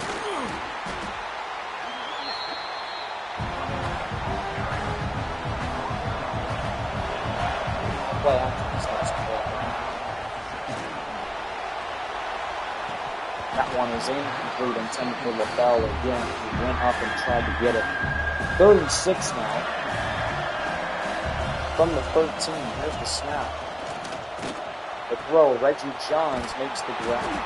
Transfer from Toledo down to the 5.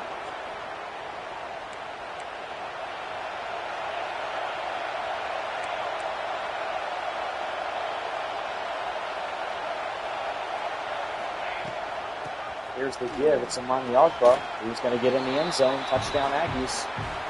How about Amani Ogba with a touchdown?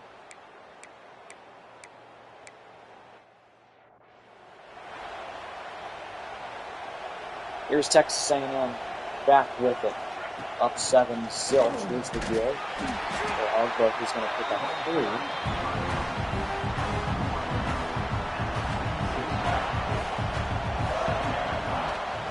They'll screen it for Amani. Spin move, picking up almost the first down. About 7 yards on that play.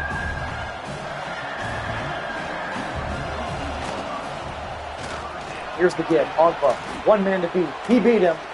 He's going to go all the way. It's a 48-yard touchdown for Amani, who's already got 2 here in the first quarter. He's got 69 rushing yards already. And I feel like we're just getting started. We're putting the smackdown on these guys. Fans around the country will continue to wonder, how did these Guys beat Georgia on the road in Athens. Well, people will keep scratching their heads until this day ends. Here is the play action. Rochelle rolling out, throwing. It's going to be caught by Miles. The tight end gets, oh my God, he got rocked. Miles is okay. It's a 33-yard gain for the backup tight end. If you're just now joining us, our starter, Jordan Washington, the 91 over there, is out for 32 weeks. Amani Ogbah has 3 rushing touchdowns in the first quarter. Hello. It's a Heisman performance for Amani Ogbah.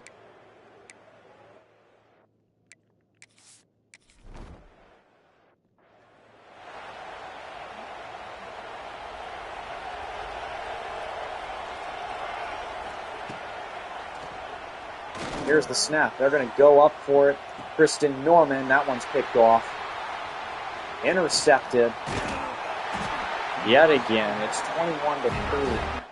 But they did just get a pick. It's the 9th of the year for Earl Rochelle.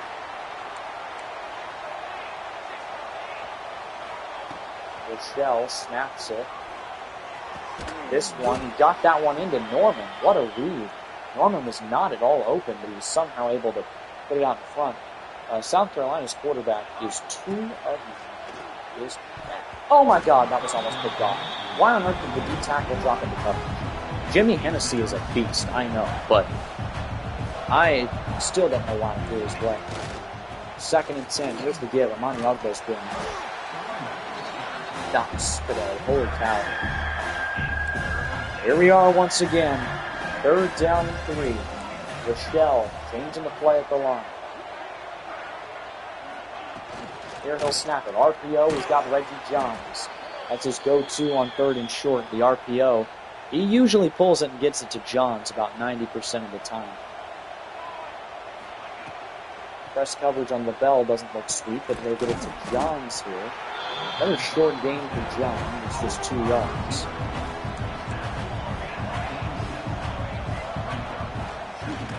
Oh my goodness.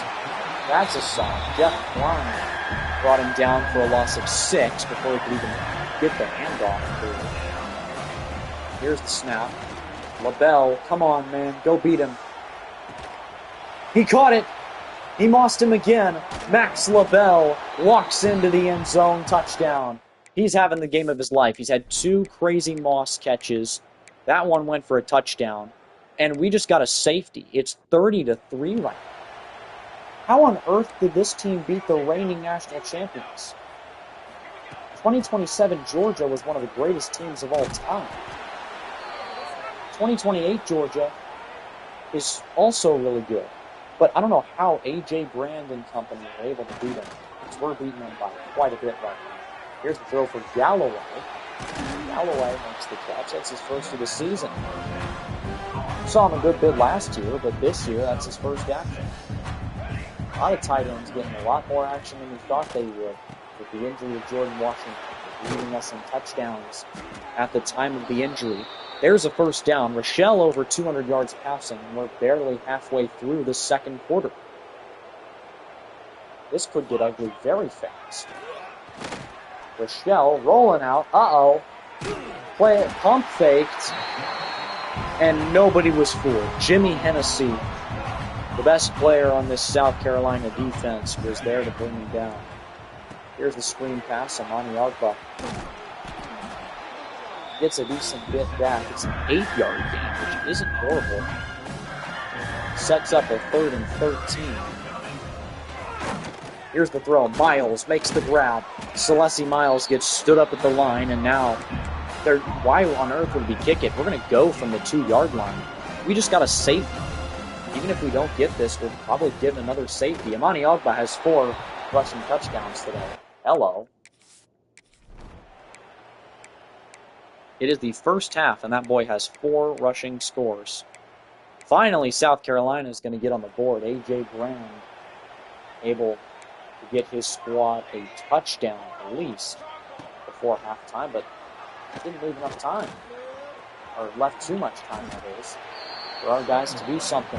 There's a 6-yard gain on the ground for Rochelle.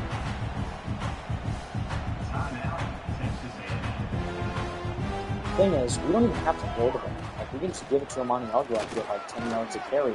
Here's Amani Agba on this play, getting the first down. 10 carries, 107 yards today for Agba.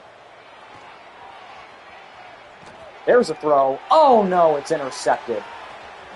Another pick thrown by Rochelle, who stats-wise doesn't look great. 1 touchdown, 2 picks, but we know the score is what tells the story. Even though South Carolina is getting back in it. It was 37-3, now it's 37-19. Don't write the Gamecocks off just yet. That's all I'm going to say. There's a lob pass for Norman, and he couldn't hold on. I thought Norman was going to come down with that for sure. Kristen Norman looked magical in weeks 1 and 2. Now he's cooled off quite a bit after he's playing his SEC opponents. The young guys really passing on. Reggie Johns and Max LaBelle getting a lot more looks. Now we'll bullet it for him. This time, Rochelle just flat out misses him. That's a touchdown that Earl Rochelle just missed. That was not at all Norman's fault. We get it back now. 1st and 10. Now Rochelle gives it to Amani Agba.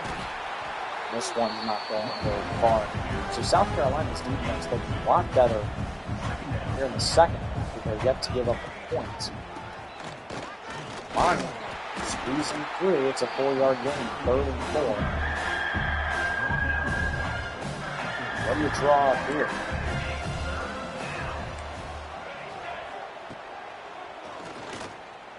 Here's Norman again. Finally gets his catch. Tristan Norman is going to walk in for the score. He finally has his touchdown.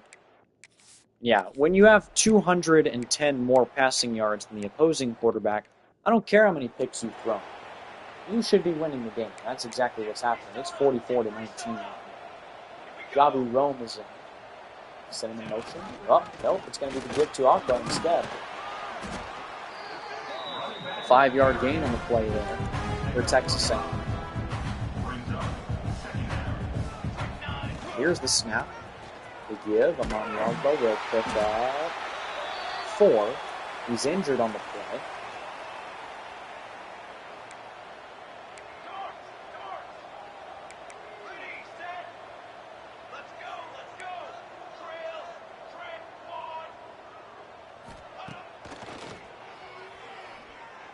Shell, you can get it to LaBelle on that play. It'll be 4th and 1. Carson Wise, the linebacker, was there in coverage. Ryden got a pancake. Now he's off to the races. 1 man to beat. Stiff arms him. Gets tracked down from behind. But either way, it is still a 29-yard gain for DeAndre Ryden, who's been just amazing this year as our RB2. Here's the last play of the 3rd quarter, and Ryden's going to get in. That's the 5th rushing touchdown of the day for Aggie running backs. Ryden, who had 9 a year ago, that might just be his 2nd of the year, I think. But don't get it twisted. He's been a much better player this season than he was last year. We are laying the smackdown on Georgia. South Carolina. They beat Georgia. Nobody knows why. Here's Amani Agba off to the races again. These guys can't defend the run to save their lives. And yeah, here on 1st and 10. And go to the jet pass. Jabu Rome won't get much. It's only 3 in the play. Rochelle with 300 yards passing. He's made a statement. I don't care that he's thrown the 2 interceptions. Here's a deep pass going for Norman, who can't make the grab. He drops it. We'll run the exact same play. No, insanity is the definition of insanity is doing the same thing over and over again. I don't care. I'm insane. 4th down, might as well go for it. The starters aren't even going to be playing for much longer. And we'll get another one, Jabu Rome. Here's the throw. It's dropped by Max LaBelle. South Carolina will score, and they get the extra point to make it a 25-point deficit. Ooh. They're so close. Guys, look at that. There's a throw. Oh, my. Overthrown by Earl and Shell. Thing about South Carolina, they're a great running team. Even though they're losing by this much, they still have ran for about 180 yards. Here's the throw for Norman. He makes the grab in stride. Okay, yeah, he's torching these defenders. Even though he's only had the 2 big catches, he is torching. Every play he gets open. Rochelle snaps it. Here's the throw. Jabu Rome. Wow. Only because it was such a bad throw from Rochelle. Rochelle needs to stop going behind guys. Hit him in stride, please. Here's the give. Raphael Biggers. Biggers gets 7. Not a bad game there. Now on 3rd and 3. DeAndre Whiting is the back. LaBelle is open. He makes the catch, reaching for the end zone, and they give him the touchdown. Texas A&M with another score. Look at the score. It's 58-26. My goodness. If they don't get anything here, okay, they got to, yeah, it is a 29-point lead. It's time to put those backups in. If the game hasn't already. It hasn't already, but mass sub starters, mass sub backups. This is the last play that we're going to get with our starting players. Here's a throw, Jabu Rome, nice move. Rome picks up the first. Rochelle ends the day with 387 passing. I believe that's a career high. Here's Hawkins, the backup, senior quarterback on the run. Throws it for Charles, who drops it. 2-minute warning now.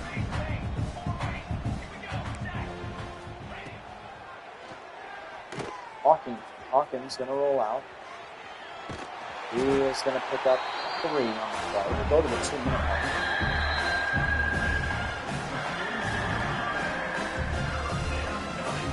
Texas A&M with a commanding lead over South Carolina, 58-21. Hawkins, and he flat out misses the receiver. Jabu Rome was the intended guy. We'll go to 4th and 7. Hawkins. Block.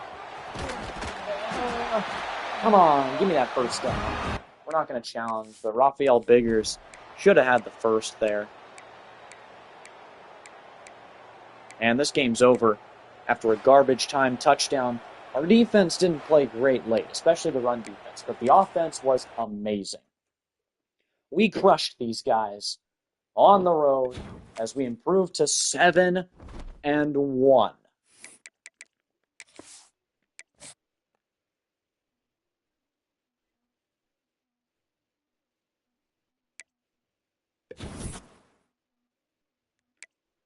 Oh man, Kush went to Michigan. Now we host 4-3 Ole Miss. This should be a fun game to play. Rashard Stainer, we still have the lead. Let's just look at anyone ready for a visit. Brian Boudreaux can come in week 12. Talk to him about good old conference prestige. Mateo Villalobos is no joke. USC really wants him. We're going to put the max on him. Tell him to come in week 13 after the regular season ends. Same thing with Jalil Jones. Talk to him about our nice athletic facilities. Brian Boudreaux is actually ready to hard sell.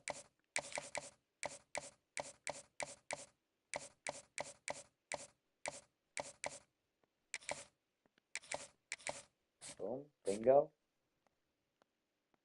Can we scout Lyle Washington? He's a bust. Can we scout Brian Haynes? He's not great either.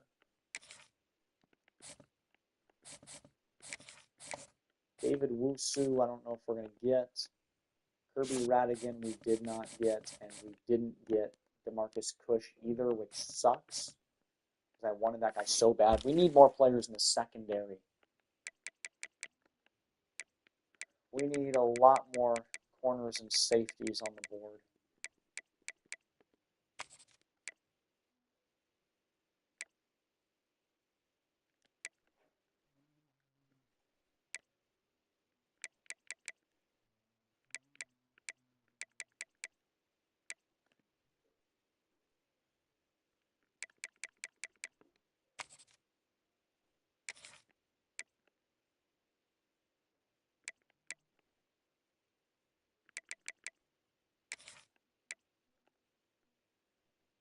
I'm going to throw a couple of 3-star prospects on the board.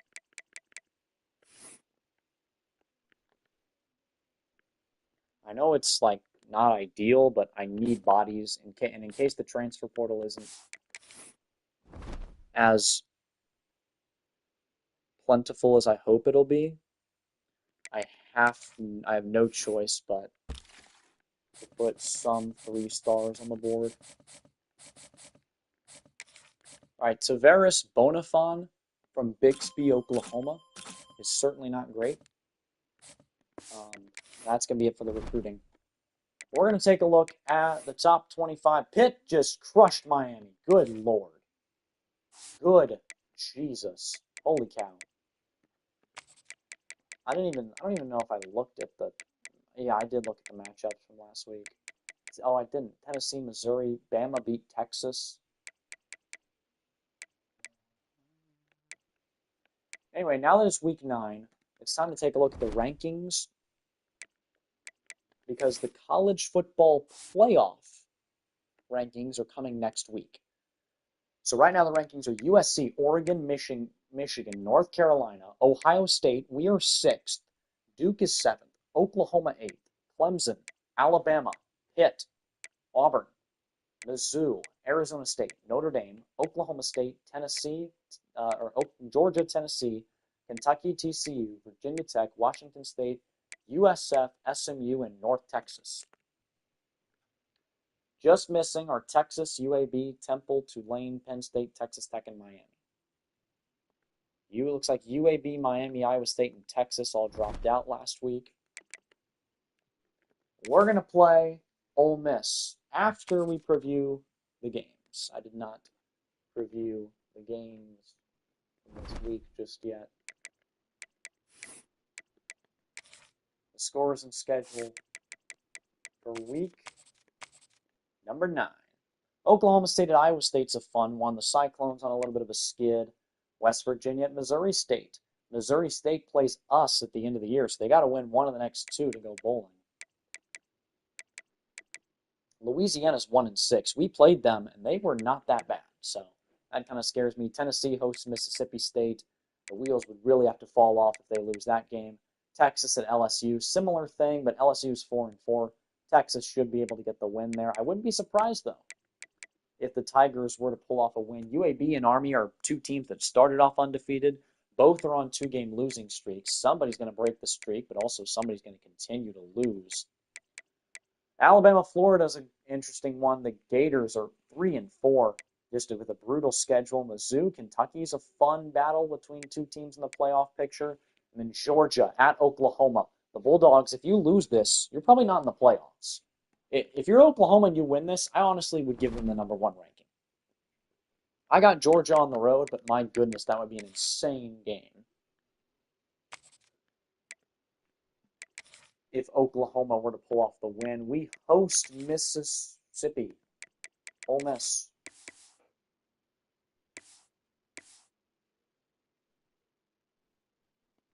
We host them. What's up, man? I think this should be a win. We should improve to 8-1. Yeah, this should be an easy win. Here at 11 a.m. Central Time against the Ole Miss Rebels. The Rebels 4-3 right now. They started out 3-0. They have not been as good since then. Here's Rochelle scrambling out. The throw. Johns makes the grab. How about Reggie Johns? Making a great play there. Picking up the first down for Texas A&M. Rochelle snaps it to give. It's Amani Agba. Juke move. Agba. Second inches. Picked up the first down, but then went backwards trying to get more yardage. Texas A&M, we like to throw it deep, and when they do just that here, Tristan Norman. Can he get there? No, he can't, but the pass interference call might... I like Madden more than CFB, to be honest. I don't. Madden got a lot better this year. I still think college football is better. But I can see why. I like that Madden made some strides this year for sure. Like, it's a lot more playable than it used to be. But I'm not going to go that far just yet. I think college football is a perfect game, almost.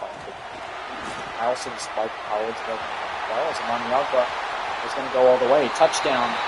Good him in the Heisman race, to be honest. Amani Agba, is he over 1,000 rushing just yet? Because it feels like he is. He has been a beast for us. And there is almost no way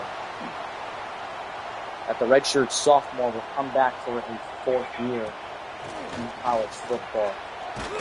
Rochelle, what does he throws? I just hate how QBs can't throw. Yeah. I mean, it's supposed to be hard. Quarterbacks, very few college quarterbacks are actually good. So, it's only a reflection of what real life is like. That one is hauled in. What a catch. The Rochelle to LaBelle connection, the two second-year players once again finding each other. Here's the snap. Rochelle gets it to Amani Agba. Like in the NFL, all the quarterbacks are good. No, not everybody puts up great stats, but all the quarterbacks are good players. In college, there are some quarterbacks that have like huge holes in them. They just can't, they have no growth, and they can't run whatsoever. Here's Amani Agba. It's a 1-yard gain for Amani on the reception. He's already got 3 catches, but he didn't know that. I don't like this play. Here's the throw. Max LaBelle picks up the first down. That's our leading receiver right there. The sophomore who's absolutely broken out. Who's on? Don't know this play. If anyone's watching. The 2 times we ran it against Tennessee, they both resulted in bad snaps, one of which was taken for a scoop and score. Raphael Biggers checks in at running back. Here's the throw on the RPO. Norman makes the grab. It's a gain of 3 back to the original line of scrimmage. Another thing that's been a huge issue for us is, not really an issue, because we still have the same 2 guys we had last year. But our starting tight end, Jordan Washington, who led the team in receiving touchdown through the first 5 games, is injured and he's out for 32 weeks. That is the rest of his collegiate career. So we've had to deal with an unexpectedly slim tight end room. That one is knocked away from Celeste Miles, speaking of tight ends, by TJ Banks. Rochelle was getting swarmed there, had to get rid of it quick. Current route is going to be caught by Norman. First down, Rochelle over the century mark as Elijah Olek only has 1 completion. Here's Amani Agba for 3 yards, and we continue to be in control of this game, knocking on the door for another score that will make it a 17-0 lead. Rochelle giving it Amani Agba, juke move, and Amani is down to the 1. Inside the 1-yard line of the Texas Aggies. And they're going to get on this play, 73 with a pancake. I believe that is the transfer. I forget his name. Jenkins, I think. With the pancake.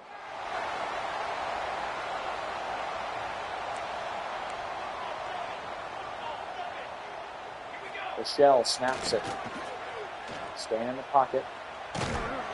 Throwing it. That wasn't accurate too, but it's going to be caught by Amani Ogba. It's a 1-yard gain. Looks good on the completion percentage, which, speaking of looking good in completion percentage, Earl Rochelle is 11 of 13 now. Here's a 3-yard gain by Amani Ogba. He's already racking up the touchdowns today. Rochelle snaps this one. He will roll out.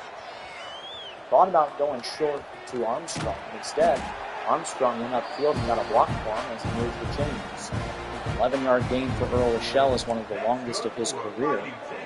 Redshirt freshman. He rarely uses his legs, but there he was able to do it effectively. 75 speed is usually not enough to do that, but there he was. A 7-yard gain for Yogi Armstrong. He's injured on the play, not Armstrong, but Rochelle, as Mike Hawkins, the 5th-year senior, enters the game. Those two were in a battle to start the year. Even in the offseason, the 3rd string, Gregory Daniels, involved in the battle. Hawkins, who was our starter in the CFP last year when Holstein got injured, has not been good really ever at the college football level. But he's a better runner. Has similar arm talent to Rochelle, who's back in the game. It's just Rochelle, much younger, has much more room to grow, and he already has better football on him. Oh my God! Amani Ogba just put up a Heisman moment. He's going to have another receiving touchdown. 3 total touchdowns here in the first half for Amani Ogba. That is the 3rd time this season that he has 3 touchdowns in the first half of a game. And you know what? The other 2 times he had 4. It was last week against South Carolina and week 3 against Louisiana. We just need to get him one more touchdown. Like 3 games with 4 total touchdowns in the first half. That is outrageous. Rochelle snaps it, throwing. It's going to be caught by Johns. Transfer from Toledo, who is top 10 in the nation in receiving yards, with 1,310 scores with the Rockets a year ago. Obviously hasn't put up as good stats here with us. He's been a very productive slot guy for our team and a great kick return. Here's the throw. It's caught. Max LaBelle, the homegrown guy, makes the grab, and Earl Rochelle just looks so sharp right now. He's moving the ball down the field with ease. I haven't even looked at the scoreboard, but we're about to go up 31-0. Amani Ogba, another one. That's 3 games this season with 4 touchdowns in the first half alone. What? How is that stat real? Here we start the second half up 31-0 against the Rebels. This has been our best game of the year. We've had better games offensively. We haven't really had better games defensively. As Ogba with a 7-yard gain, he already has 156 total yards. The thing is, he is not going to play much longer if the score continues to run up like this. There's the throw.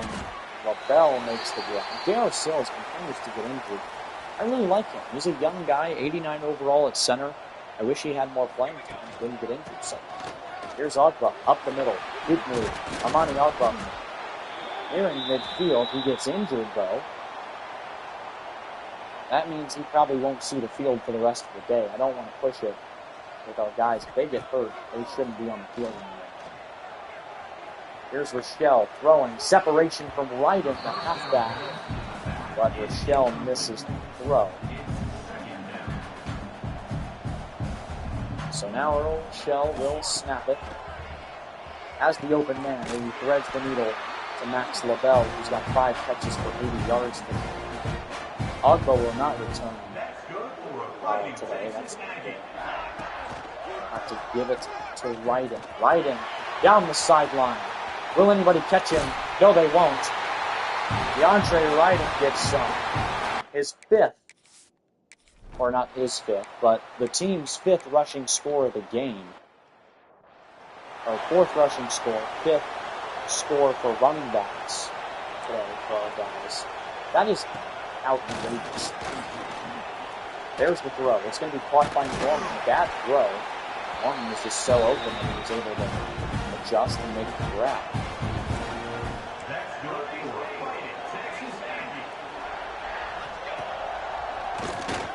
Here's the throw, another one caught by Norman. We'll get 2 yards closer. Mike Celessi Miles on the drag here. Here's the throw. Miles makes the grab and walks in. Touchdown. Celessi Miles, the backup tight end, who's now the starter with the injury to Washington. As Ole Miss finally on the board with the tutty. This is probably the last drive with the starters if we are to get a touchdown. Maybe they'll get another one after, but they have been so good today. I don't want to play them too much because we still have a stretch of games to go that are really important. Here Rochelle gives it to Ryden. Ryden will lose 2. Isaiah Gibson with the TFL. He's been very good this year for Ole Miss. Rochelle snaps it. There's the throw. It's caught by LaBelle. Juke move. First down Aggies. As Earl Rochelle continues to thread the needle.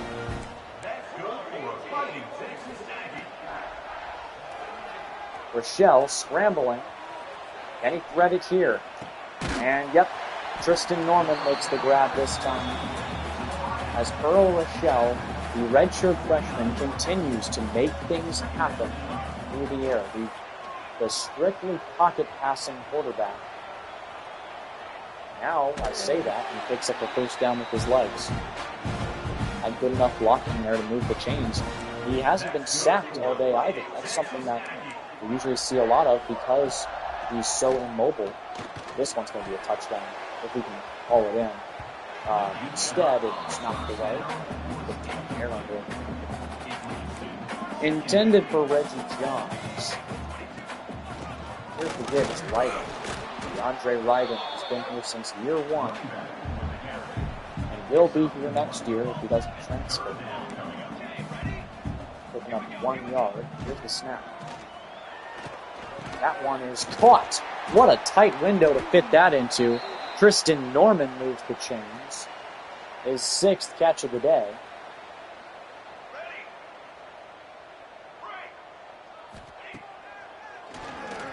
Here's a lob pass. Reggie Johns makes the grab over his left shoulder and scores. Touchdown Aggies. Yeah, I think that was the last play for our start. Actually, let's do one more play. Last play of the day for the starters. I'll throw the ball.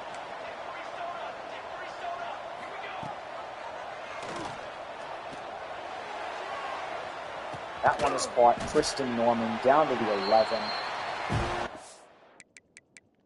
And now we will mass sub in those backups as we are walloping Ole Miss right now. Elijah Olke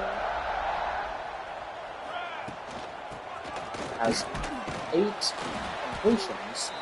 We have almost 8 touchdowns today. Mike Hawkins is the new quarterback. He's got some decent playing time this year. Aside from week 1 when we were seeing who we would name as the starter, he's got into a lot of blowout games as well. Hawkins throwing, it's caught by Jabu Rome, the elite development 4-star freshman. So Hawkins goes 3 of 3. We'll kick a field goal to make it a 48-point lead.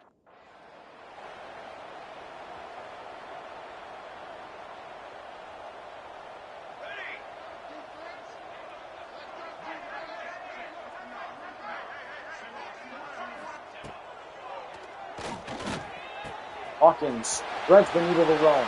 Jabu Rome with the juke move. Rome down the sideline. Spin move. And he's almost to midfield. How about Jabu Rome? Doing his thing.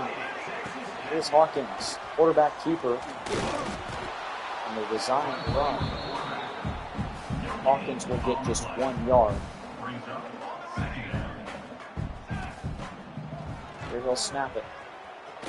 Plenty of room to run for Hawkins, who's speedy. Unlike Rochelle, he'll pick up the first. And we continue to just move down the field with Jeez, right now. Here's the give for Wyden. That was probably his last carry of the game. I think Gregory Ginn is going to come in here soon on the next drive for our squad. Hawkins snapping it, play action. Here he goes. Sees Mandarino, who almost made the grab.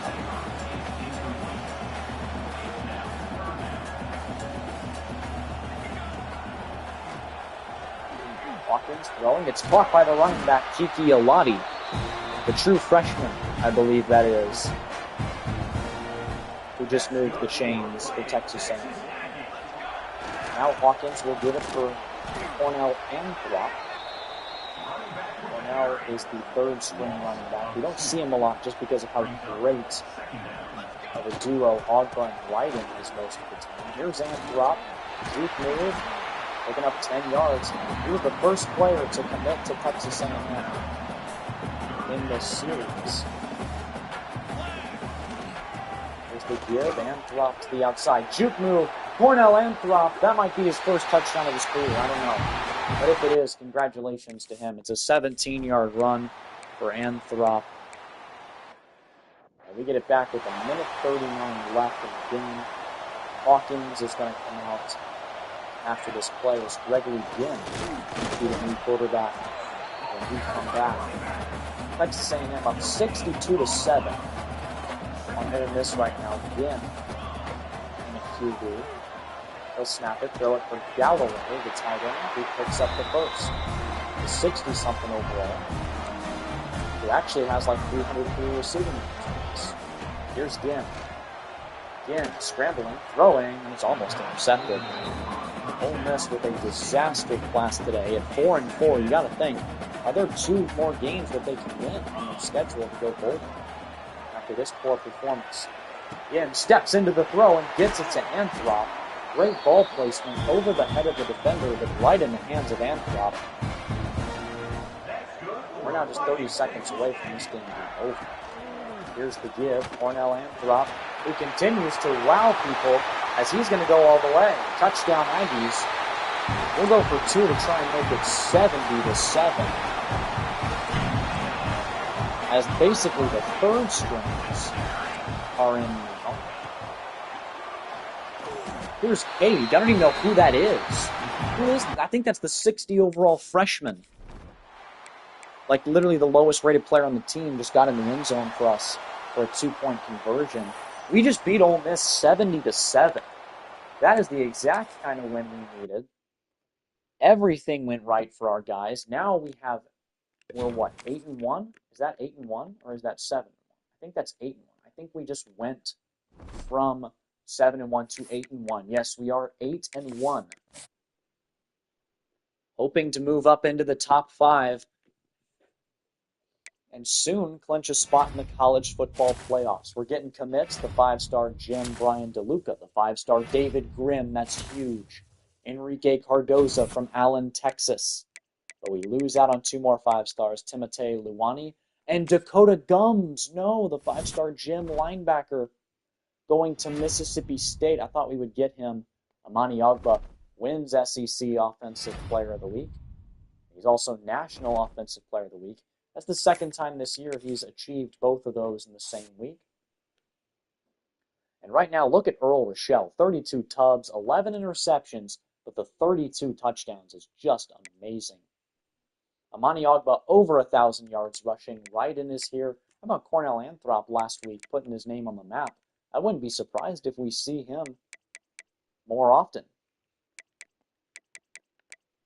Receiving, LaBelle is here. Norman, Johns, Amani Ogba with 5 receiving scores as well. The dude has 17 total touchdowns. See if he's in the Heisman race. And he is. He's number 2 behind George Yancey. Hello. George Yancey is going to win the award, I'm sure. He's just too good not to. We'll take a look at who is leading the nation and all the stats. The funny thing about Rochelle is that he's from Tuscaloosa. Oh my, yeah, Yancey is hurt, though. He's hurt, but he still could win the Heisman. If he could end the game end the year right now and probably win the Heisman.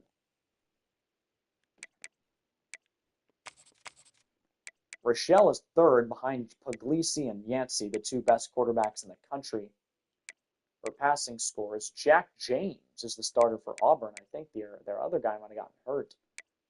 Chris Denson, Jake Wakefield, Cole Welliver's been elite. Don Dorsey has just one pick. He's going to be great next year. Rushing, it's A.K. Deere from Auburn, then Melvin Everett, then Jason Patterson, then Amani Ogba. Ricky Hunt of Oklahoma, a guy I was recruiting in the transfer portal, leads the league in rushing touchdowns. Receiving, Mitch Deere from Georgia. My goodness, Don, then Flemister, then Bramble, then Ware. Where is this guy in the Heisman? Lester. Yeah, 895. I think Deere and Flemister should be in over him. And Bramble, my goodness. He is... Well, we do need to take a look at the injury report. Jordan Washington only has 28 weeks left on his injury. Wow. George Yancey out for 7 weeks. I think that ended his season. I think his season might be over. That means Alabama's going to go to Julian Lewis. Uh-oh. Too bad they have the two best quarterbacks in the country on one team. Don't ask me how they have the money to do that. Probably because they're Alabama. But, yeah, they got those two guys on the same team. And so they will be fine without Yancey. The problem is Yancey's Heisman. Does he still get the Heisman after just playing 9 games? I don't think he does, even though he's certainly the best player in college football and would have ran away with it if he was just healthy. We're at a point in the recruiting trail where we're just going to max out everybody pretty much.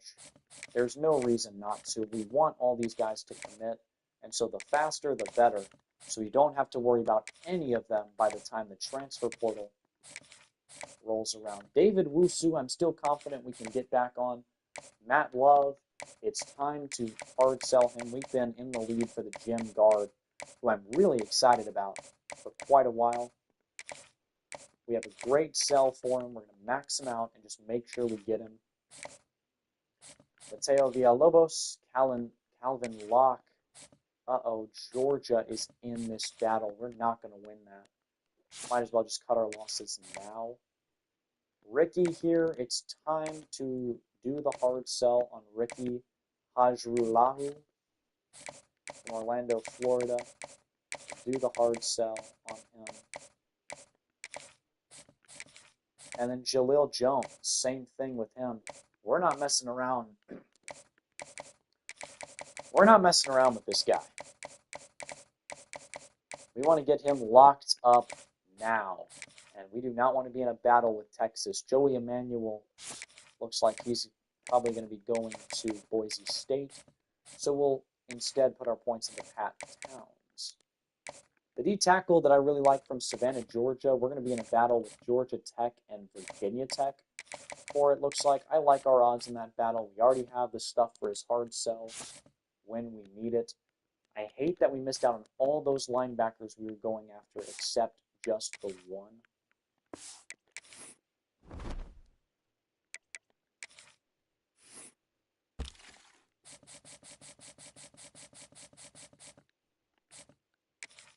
I only go after 3 stars that are gems out of high school. You're not a gem. John Officer, you're not a gem. Goodbye. Goodbye. Goodbye, Tavares Bohannon.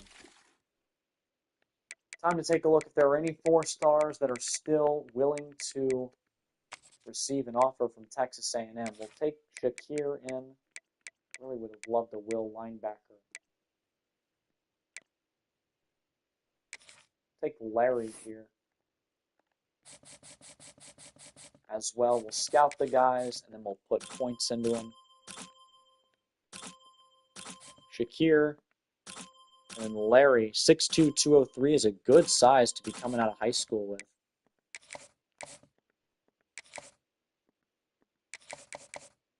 Put 25 into each of them.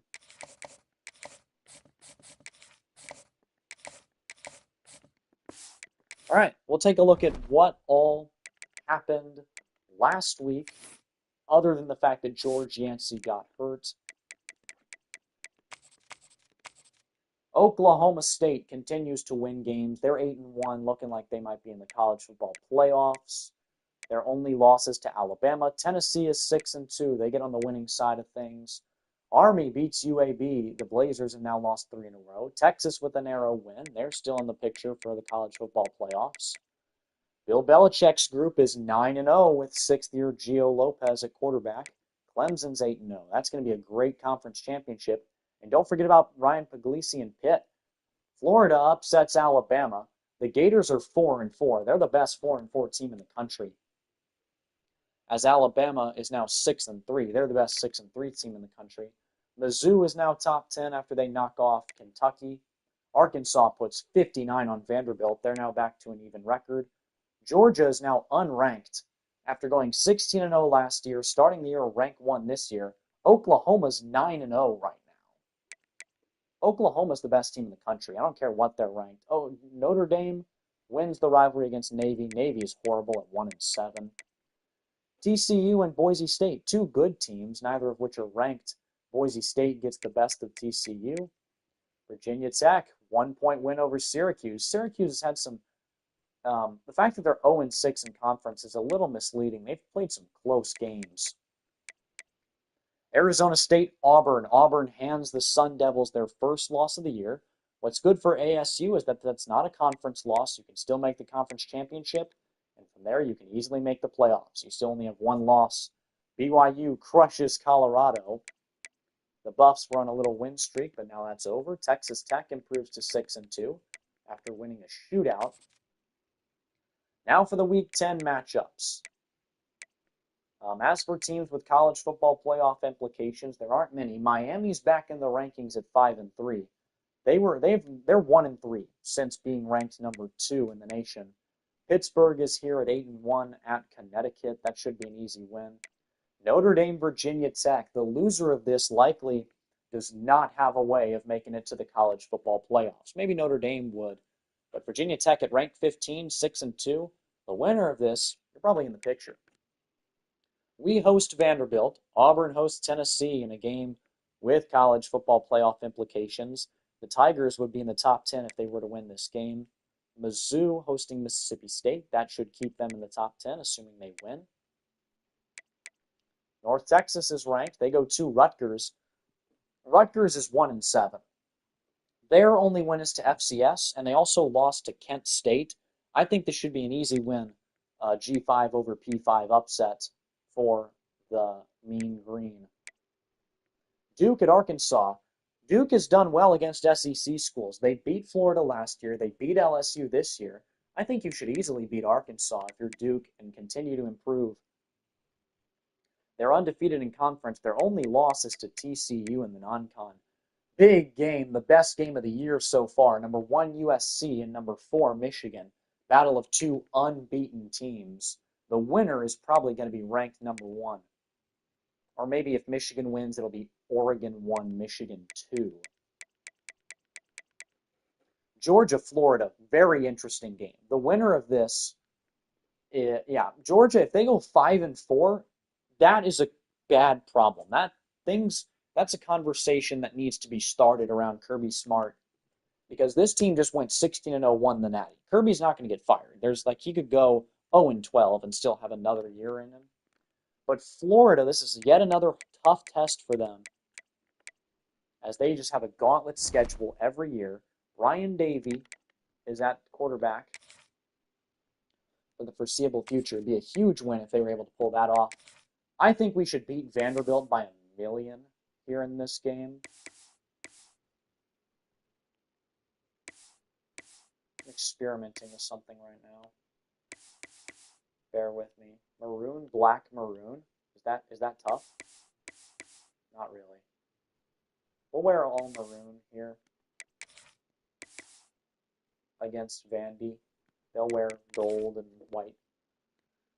So Earl Rochelle and company, I think this is going to be the last game that we play this episode in I don't know if I'll have one tomorrow, but I will definitely have an episode on Sunday out. That will complete the season here in year 4. Here we go with Heisman hopeful Amani Ogbah. With the injury to George Yancey, he's the highest rated Heisman candidate. Oh my! That's a pick 6. That's Rochelle's 12th pick of the year.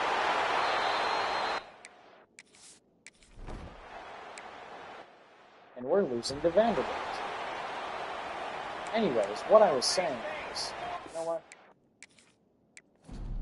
Yeah, it's my game. I make the rules. I was busy talking. Anyways, so this is probably the last game we're going to play this episode. The other thing about Amani Ogbah is that he is now the technical front runner for the Heisman, even though Yancey is still quite a bit ahead. Yancey will probably be the front runner until the season ends, even though he only played 9 games. That's how good he is. Amani Ogbah, however, could catch up, and some of these other guys could as well. If Amani Ogbah wins the Heisman, that'd be huge for our team, not only for the record books, but for the recruiting, and for the trophy case. We're going to get the ball here. Not going to run off the air.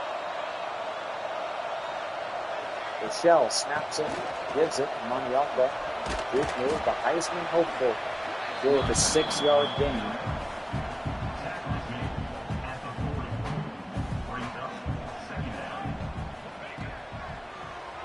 Here will snap it, throw it for LaBelle. Rochelle to LaBelle. For the first down. Rochelle snaps it. Oh my, wide open Celessi Miles makes the game. First down after 2.5 tempo. As Rochelle, who is top 5 in the country in passing touchdowns,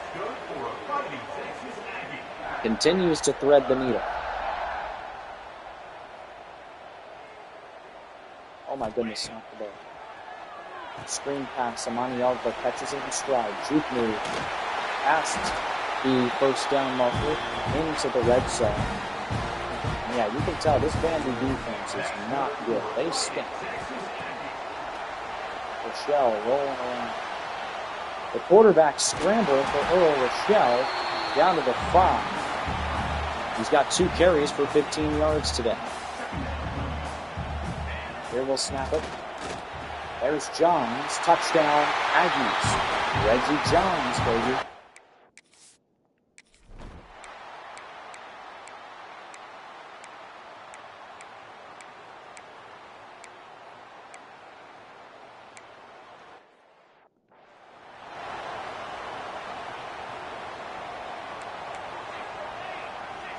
So we're on 1st and 10. Rochelle's going to give it to Amani Ogbah. Amani will get no gain. There, it's 2nd and 10. Rochelle snapping it, handing it off. Amani Ogbah bouncing off of tacklers and picking up the first. He is an absolute beast. Holy cow. Rochelle rolling around, throwing. It's going to be caught by Norman. Picks up the first. Rochelle 5 of 5 passing right now. Here's the give for Amani Ogbah. He'll get 2 yards.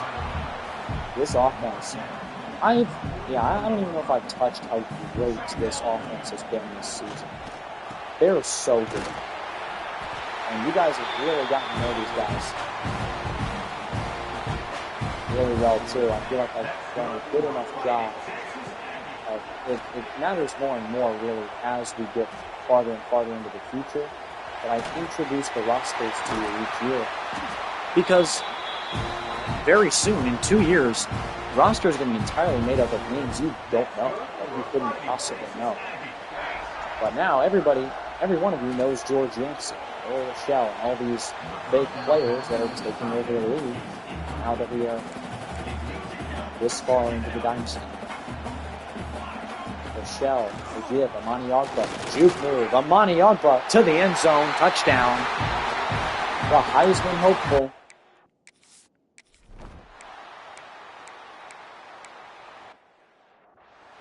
Into the end zone for the score. Rochelle snaps it. He throws, and it's intercepted. He was hit as he threw it. It's going to be caught by the Vandy defense, and the Commodores are now inside the 20 with instant red zone possession. They won't get anything, though, because we get a pick of our own. Here's Rochelle snapping to give. Amani Ogba, 20 of them. He's got 7.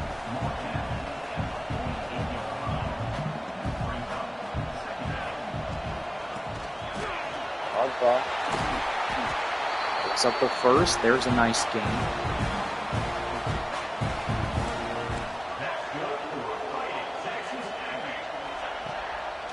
They'll snap it. Going around, open man. And he throws it way behind him. Reggie Johns was butt naked open. But he just couldn't get it there. Rochelle now will snap it. The give, it's Amani Ogba.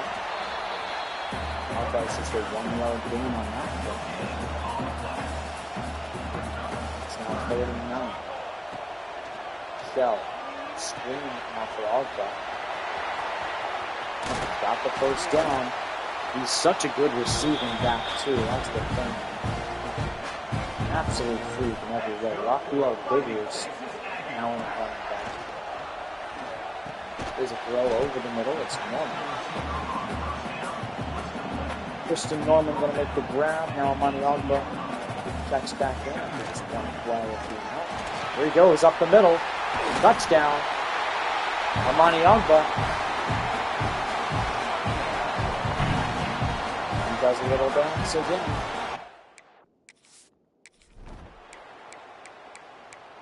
It's his second score of the game on the ground.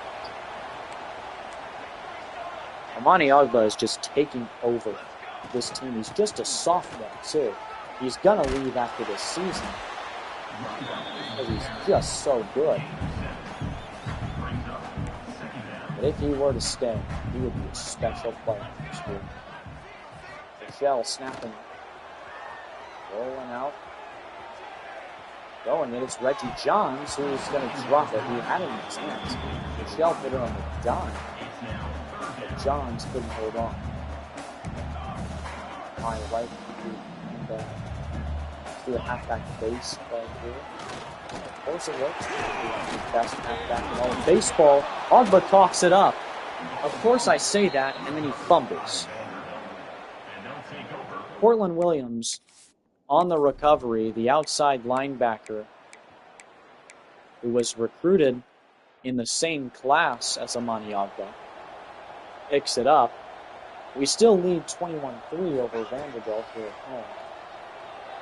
There's a throw. It's caught by Reggie Jones. The transfer from Toledo has 4. As it'll now be 2nd and 6. Rochelle snaps it. Looking, throwing, it's Johns again. They'll pick up the first down. So I'm saying Johns went from a big play number 1 receiver at Toledo to a slot guy with us. Here's a throw over the middle. We thread the needle to Norman. Norman picks up pretty much the first down. It's 2nd and just a few inches.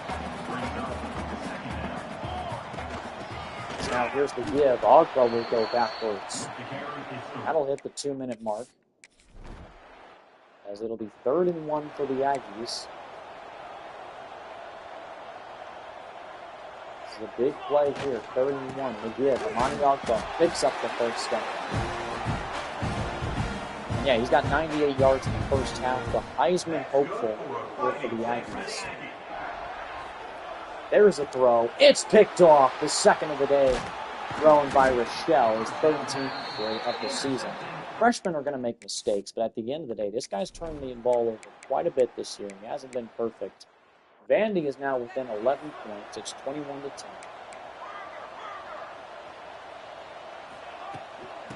They'll give it to Amani Ogba.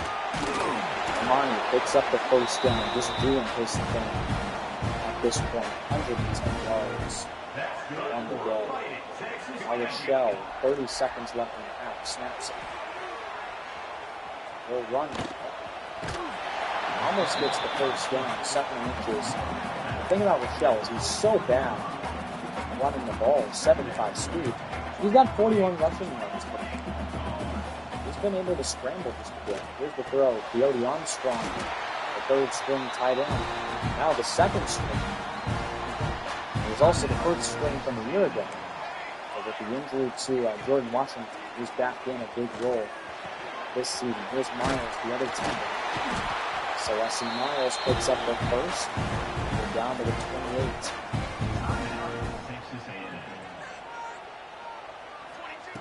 Rochelle snaps it. Now the throw. It's caught by LaBelle. Call a timeout with 11 seconds to play. Dane wants us to go here. Instead of kicking a field goal, we're going to send him on the yard, but a block here. Miles makes the grab, trucks over a man, and gets out of bounds. That's the most important part. We'll kick a field goal to make it a 14-point lead at halftime. Vanderbilt will get a field goal of their own, so it's back to 11. Rochelle has been sloppy today. 1 touchdown, 2 picks. As good as Amani Alco's been, Rochelle, the quarterback needs to pick it up. There's a good throw for Kristen Norman. Norman 5 catches today. He's got about 56 yards. Now it's back to our bread and butter. Amani Alco on the ground. He's past midfield with another great game. 15 carries, 128 yards, and 2 scores. Today for our star back. Here's Rochelle snapping it. Going out. Full throw. It's struck by Norman. Norman tried to go up and get it, but he took a shot in the process. Couldn't hold on to the ball. We're just happy to see that he's okay. Lonnie Ogba's injured. Picks up 3 before he goes out. We'll have to see what happens to him. He's out for the year, and that would mean both the Heisman frontrunners would be sidelined for the rest of the season. Reggie Johns picks up the first. His 5th catch today. We've spread the ball all over the place today. Here's Ryden on the play. DeAndre Ryden, the backup running back. He's a good back. He'd be at least a 1B on pretty much any other school. 87 overall. 4th-year guy for us. Like I said, he's been here since day one. Monty Alpha checks back in. We'll give it to him on the RPO. Gets it inside the 10 to the 5. He is so freaking good. Rochelle to scramble. He gets stopped. It's a sack. Vandy tackles us for a 3-yard loss. It's now 3rd and goal. Rochelle throwing over the middle. LaBelle catches it at the 1. Will quarterback sneak it in? If we don't get this, I'm confident we'll get Vandy for the safety. Earl Rochelle snaps it, and he puts it in for the touchdown. That's our starting QB right there, 6'5", getting in the end zone. And we're going to get the ball back, 31-13 right now, as we're just moments away from hitting the 4th quarter. Here's a throw for Norman, very dangerous on the 1-yard line. Even more dangerous, or scary thing, is he didn't get any other yards. That's going to end the 3rd quarter as it's 31-13. Not as a commanding lead as I would have liked, or as we had against Ole Miss or South Carolina. But we were still winning the game. We need to get out of safety techniques. Here's Ryden on the carry. He'll do just that. DeAndre Ryden with a 17-yard gain. Celeste Miles is hurt. That means we're down to our 3rd string tight end, Coyote Armstrong, who was the starter last year. So that's not as big of a problem as you think. There, that one's lobbed up, caught by Galloway, the fourth string. As the Aggies continue to move down the field, this could be a 99-yard drive if we keep this up. Ryden, DeAndre Ryden off to the races, past midfield. Isaiah Manley is shaken up on the play. For Vanderbilt, he'll have to come out of the game. Clock stopped. Raphael Biggers in the halfback. Here is the touch pass for Johns. He'll get a yard.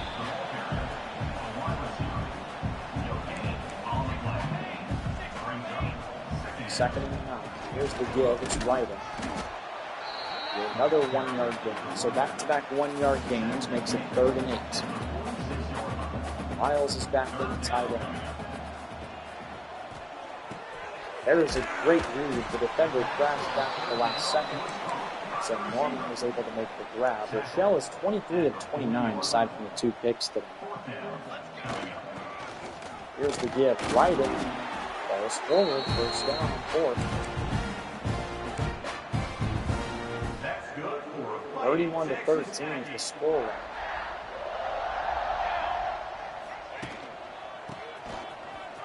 Give it to Ryden. He's got plenty of room. DeAndre Ryden. One man to beat. Stiff arming into the end zone. Touchdown for our backup halfback. As he's got 98 yards on the day. Quietly, Vanderbilt cannot stop the run right now. Cornell Anthrop checks in. He played really well at the end of the game against Ole Miss. We said he'd get some time at halfback. He's now off to the races. Everybody in the Aggie running back room is just having a field day.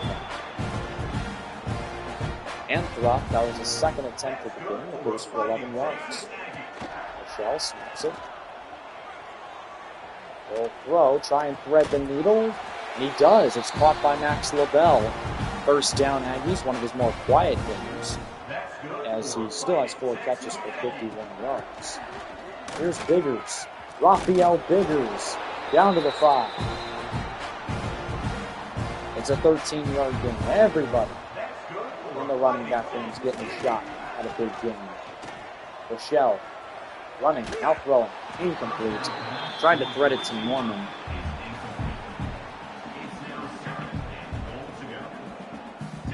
Instead, it will be an incompletion. Here's Anthrop. Gets a yard.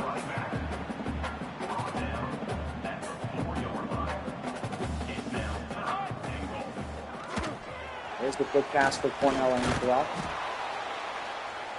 He'll only get 4. Or no yards, back to the 4. So we'll kick the field goal, make it 41-13. And we get it back. We immediately get it back, 41-13. Aggie ball yet again. Here's the throw. It's caught. Reggie Johns. And it's another touchdown. Johns hits the gritty in the end zone.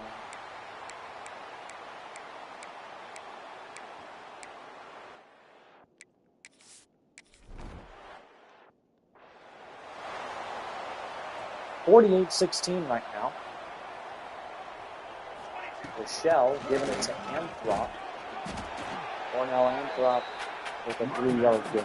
He has been very good this year. He was super disappointing last year and very limited.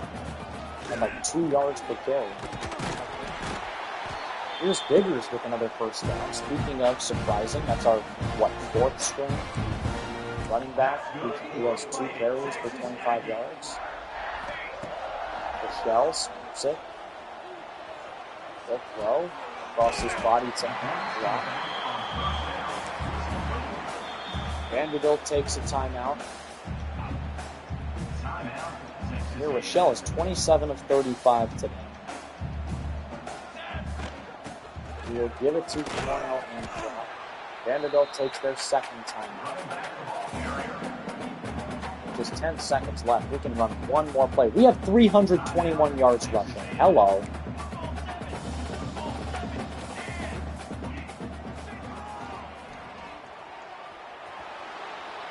That was almost a done. 4th and 3. Let's run one more play, shall we?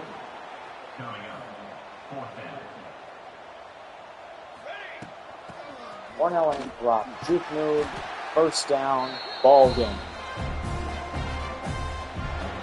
Final score 48-16. We beat Vanderbilt, and we improved to 9-1. Next week we have Texas. That is where we will pick up to start the next episode of EA Sports College Football 26. But we'll take a look at the stats for now. Through 10 games, Earl Rochelle has 34 touchdowns, 13 interceptions, with 65% completion. He's also added 58 rushing yards and 2 scores. Amani Ogbo with 1,100 rushing yards, 14 scores. He also has 359 receiving with 5 touchdowns there as well. Ryden has doubled his yards per carry from last year, and he already has about the same amount of yards. Yeah, and half the carries has the same amount of yards as he did last year. He's a freak. As for Amani Ogba, he already has a career high in yards per carry, receiving yards, total touchdowns, rushing touchdowns, receiving touchdowns. Anthrop has 8.5 per carry. He had 2.9 in the same amount of carries last year. The run game has just been so much more efficient for us this season. Receiving, LaBelle is having a great year. Norman, then Reggie Johns, all with a lot of touchdowns. Ogba, Miles, Washington in just the 5 games is here as well. Jabu Rome is here. Coyote Armstrong. Blocking, nobody's been great. Nobody's been great, but nobody's been horrible. Defensively, it's been Crookshank has been insane. Sacks, Solomon Williams with 5.5. Chad, 5.5. Evans with 5. Nigel Smith with 4.5. Jenkins with 2.5. Crookshank with 2. Johnson with 1.5. Simpson with 1. Everybody's got a sack or 2. Lester has 4 picks. We do have a lot of picks. Demontre Trapuka with 3. Rashad with 3. Lester with 4. Crookshank with 2. And then Gabriel, Traore, Miles Davis, Alani Teo, and Ventrell Hilton.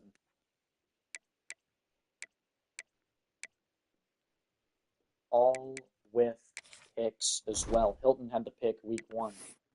We'll go to next week, preview the Texas game, I suppose. We won't preview all the other games in the nation just yet.